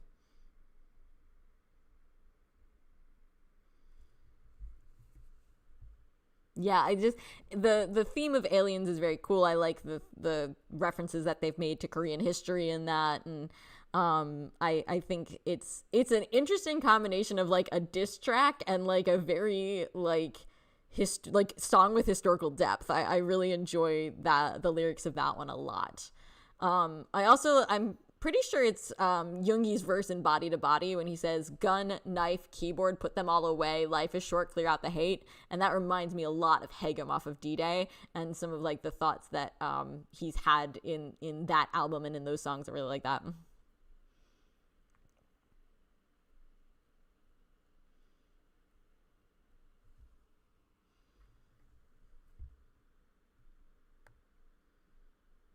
So, oh yeah, I like that. My bed is my coffin, and we know how much Namjoon struggled in the military with not being able to sleep, and just like yeah, that line really really hits.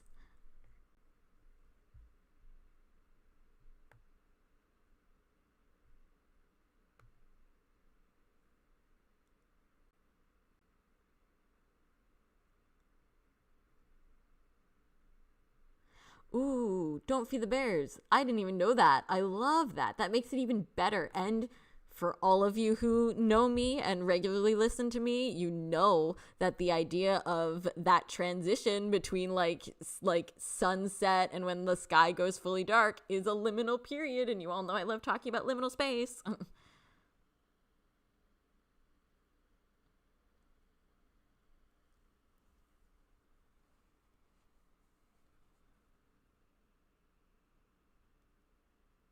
I think that's a good way of describing it, Lindsay. I'm going to give you guys a really weird example of this, okay?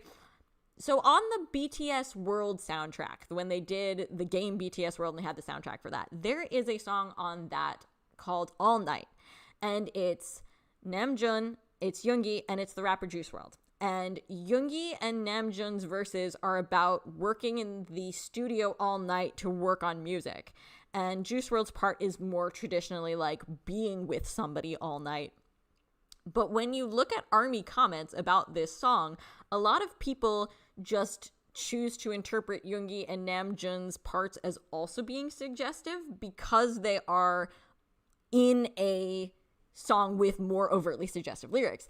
And to me, I feel like that is a good example of how like kind of a song becomes a romantic song or a more suggestive song because of the lyrics that are more overtly suggestive. Hitchhiker Hobbit, like you and I as usual, like we sit together at the table. But like I always think about that example of how people are like, oh, I can clearly see what this song is about. It is because of the suggestive lyrics. And so I've been thinking about that a lot with Arirang and feeling like how I think some of the other lyrics might get lost in a similar fashion. But that's just my own interpretation.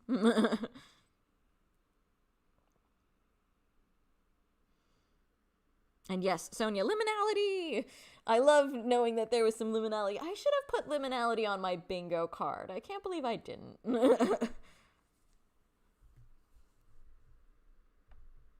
Speaking of which, let me show you all my completed bingo card. So I didn't get bingo. I didn't think I would. I came kind of close though. And technically, Metaloop and I were talking a lot on Discord, and there were probably even a few other spaces that I could have taken, but I chose not to because I didn't want to like really stretch the point. But I pour one out for like my last row there of just like no all English songs and solo songs and sub-unit songs. Like pour one out. I was very wrong, but I had a lot of fun with this bingo card, and I had a lot of fun seeing what references could be found where. Some of these are not necessarily in the album, they're in some of the other talks that they've done. So that's, you know, it's been an interesting process.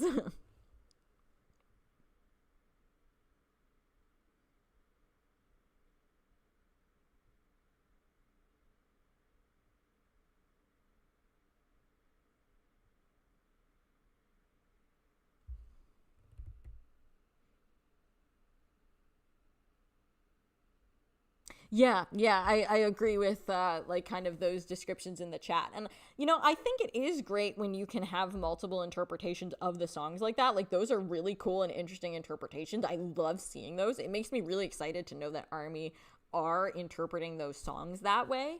And have like there is depth that can be explored, but yeah, I always think you run the risk when you have like a more overtly kind of you know a more overtly suggestive lyric. It does, like, people tend to steamroll you, and I say this from experience with other things in the past.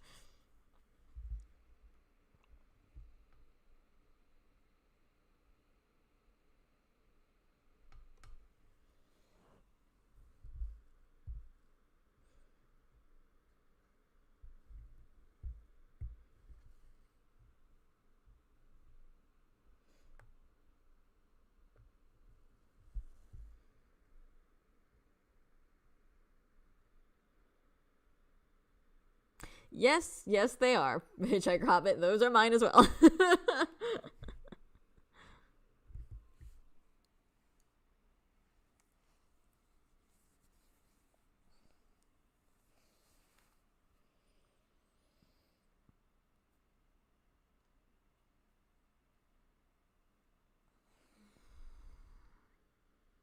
Oh, I love Strange from D2. I'm a big fan of D2.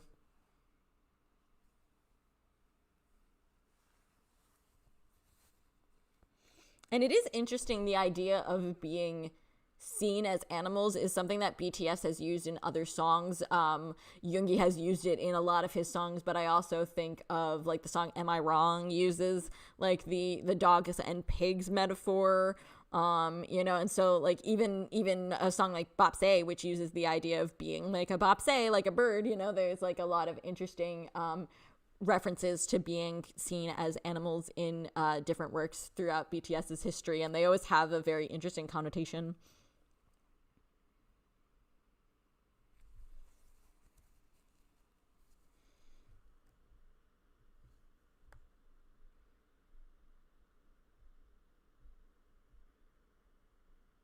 I'm, oh my gosh, I'm a fan of Jungi's August D work in general, but especially D2, which is a big thing for me of just like the idea of people being like, oh, if you weren't a fan of Arirang, you must not be into rap or hip hop. I never was into rap or hip hop, and BTS are my only rappers, but like I'm a huge fan of August D. So I love Jungi's August D work. So if it means something, if there's depth to it, I'm there. That's what I'm looking for.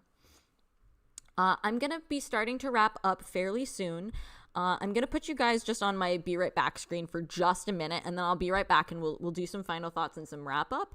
I can't believe we've been online for 2.5 hours already. This has been like an amazing discussion. I'm so thrilled that we had all of this time to talk about things. And for those of you who are on Discord with me, I hope we can continue the discussion there as well. But yeah, I will be right back. Give me just 1 minute.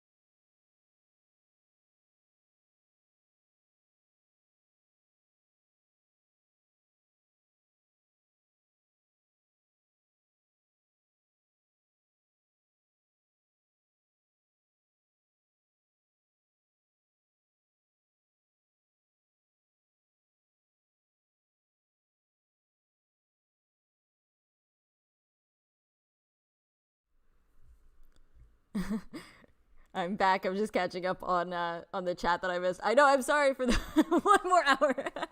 For those of you who just joined or maybe joined a little bit later, I'm so sorry. I'm sorry. I keep hitting that thing on my table.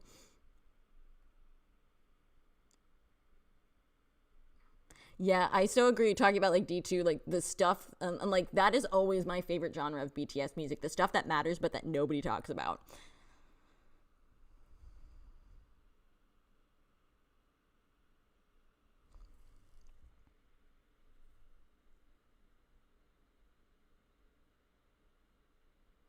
Oh, Bomac, yeah, I know that you guys who were I had done time change before the rest of you, and now you've got up to me.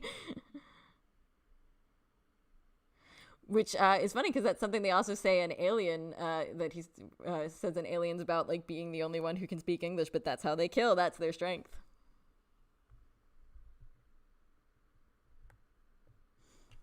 All right, so since we will be getting ready to wrap up, there are a few other slides that I just want to hit briefly, and I'm not going to talk about them super much, just because we are running out of time. But I do want, so like if you jump back and look at them, like when the live stream is over, you can read them a little bit more.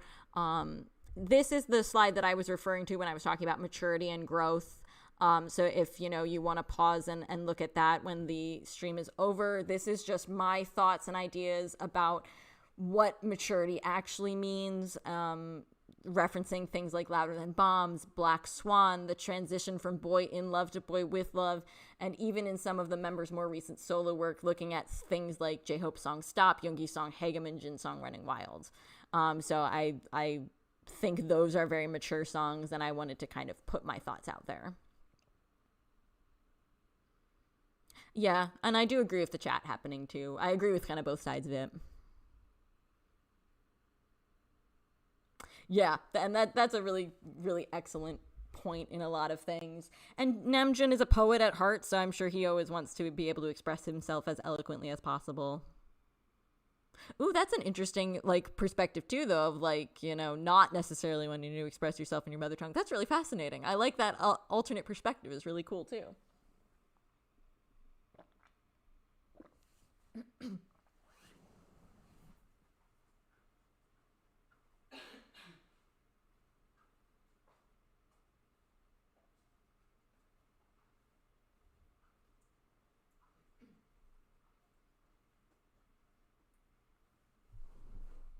All right, so like I said, just wanted to sit on that slide for a minute.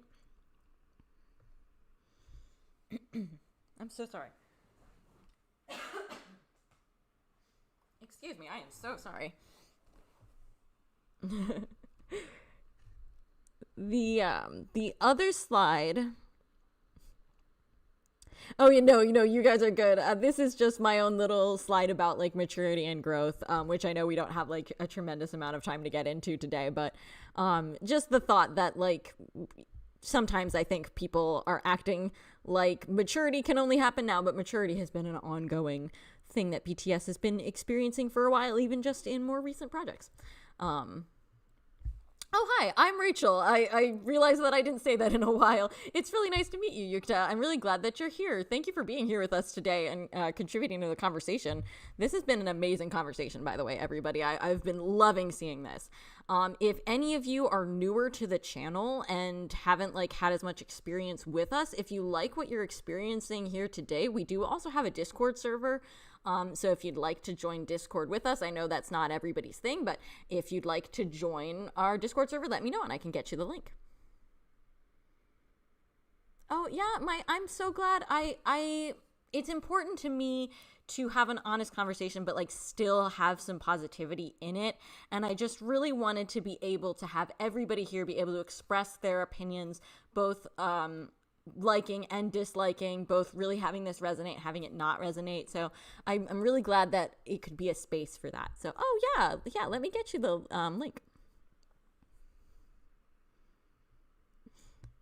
No, don't worry, Metaloop. I think it's part of the charm that we have different thoughts and feelings on this. It's It's been refreshing because I've definitely had a lot of times in my life where I've been the odd one out and haven't been able to really express that. So it's been nice to be able to have like a more varied conversation with everybody. And like thank you everybody for being awesome. So this is the link to our Discord server if anybody would like to join today. Thank you so much for being here. Yeah, and I just posted that link to Discord. So I hope you'll join us. It's a really fun community there. We have a lot of great conversations. So the last thing that I want to leave you all with is, where is it? I have so many slides. So this was one of the last things in my list of things that I look for BTS. And, this is like saying something socially relevant and honest. And this is something from Apple Music that I found it online randomly. I don't know what year it was from or anything, but this to me really summarizes it well. So I want to end my points with this. So to quote Apple Music, calling BTS a boy band is a little like calling a computer a typewriter with a screen. Yes, they sing. Yes, they dance. Yes, they have cool haircuts and their outfits always match in an interesting way. But they also represent the power of pop music, and I argue you could say music in general, but they also represent the power of pop music, simple, catchy pop music, as a force for social transformation, touching on subjects like mental health, LGBTQ identity, class inequality, taboo not just in their native South Korea, but in the sunshine and rainbows world of mass market culture generally. The official name of their fans, the ARMY, is an acronym for Adorable Representative MC for Youth, but the subtext is clear. These are people willing to fight for what they believe. And I just really love that description, and I think that really hits for me.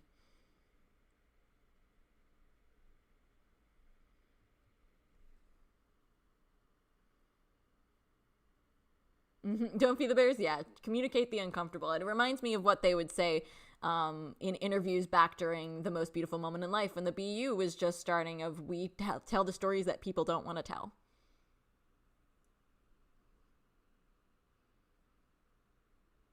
Yeah, Hitchhiker Hobbit, that made me happy too. It's such an emotional description, and I found it like randomly one day online and I was so blown away. And I've saved it and think about it a lot, and so it of course came back around during this conversation, because that to me I think is the perfect way to describe BTS. And what I look for from them and what I like from BTS. So everybody has different things they bring to the table. Everybody has different things they like and dislike, both for this album and more broadly. We don't all have the same favorite songs or same likes or dislikes, but, I do think that is the thing that, kind of unites us, is we all believe on some level of that this is what BTS can do. So just to finish things out here and wrap things up. Like I said, if you missed anything, if you came in a little bit later or you had to leave early, this will go up on the channel so that you can watch it in full.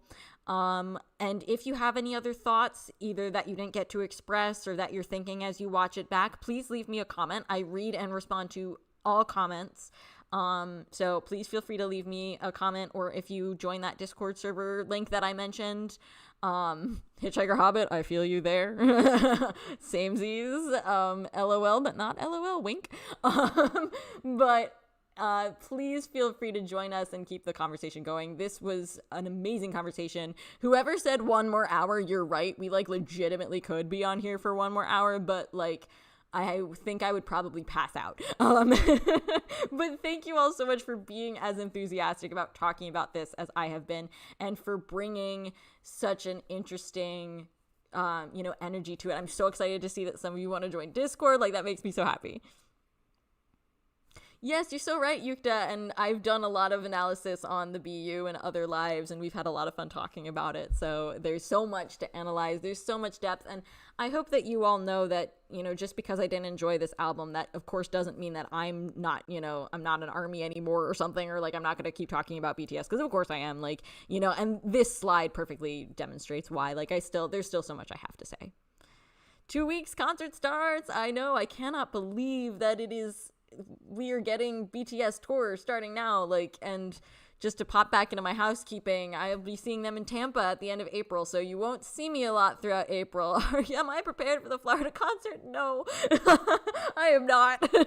I still have things to do and things to buy and things to get. And like, my dad was so funny because my dad is going with my mom and I to the concert, and we were talking about how much we need to prepare and all this stuff. And he's like, but like, it's only like an hour and a half away. It's not that big of a deal. You just throw some stuff in a suitcase and go. And we're like, you literally don't understand. Don't talk to us. We have so much to do. Yes, I'm very excited to see the live stream concert on Weverse. I can't wait to see what this concert series looks like. I'm very excited. It's going to be great, and I can't wait to talk about everything with all of you. So yeah, I will be seeing them in Tampa. And hopefully my next live stream will be a post-concert analysis. I kind of did that after Jin's concert, where I just talked about my experiences and gave some tips. So I'd like to do that again with this one.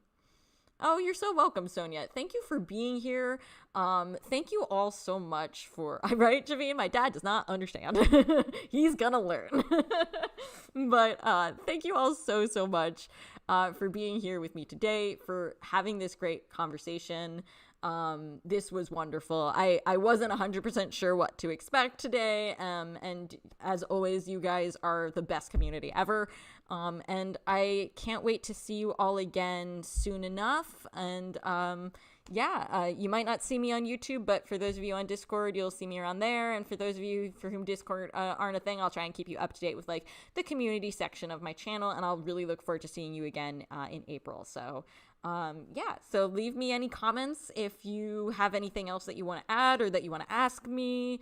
I'm so willing to keep the conversation going. So, but for now, I'll sign off of the live, go grab something to eat, and I'll see you guys again very soon. Thank you all so much for being here, and enjoy the comeback, enjoy everything we're getting, enjoy the concerts. I can't wait to talk to you all about Tampa. I'm very excited to give you my perspective on that, and good luck to everybody who's also prepping. And yeah, we'll talk about the Weverse concert on Discord. We'll have some fun there. And thank you all as usual for being here and for making this a fun experience. So I will see you all again soon. Have a great rest of your Sunday. Thank you for being here. Hey everybody. Thank you so much. Don't feed the bears. I will have a great time, and I will keep everybody up to date with everything. And for those of you also going to concerts, I hope you have a lot of fun too. And I'll see you on the other side. But I'll see you all soon. So, hey everybody, have a great Sunday. Have a great week. Thank you all so much.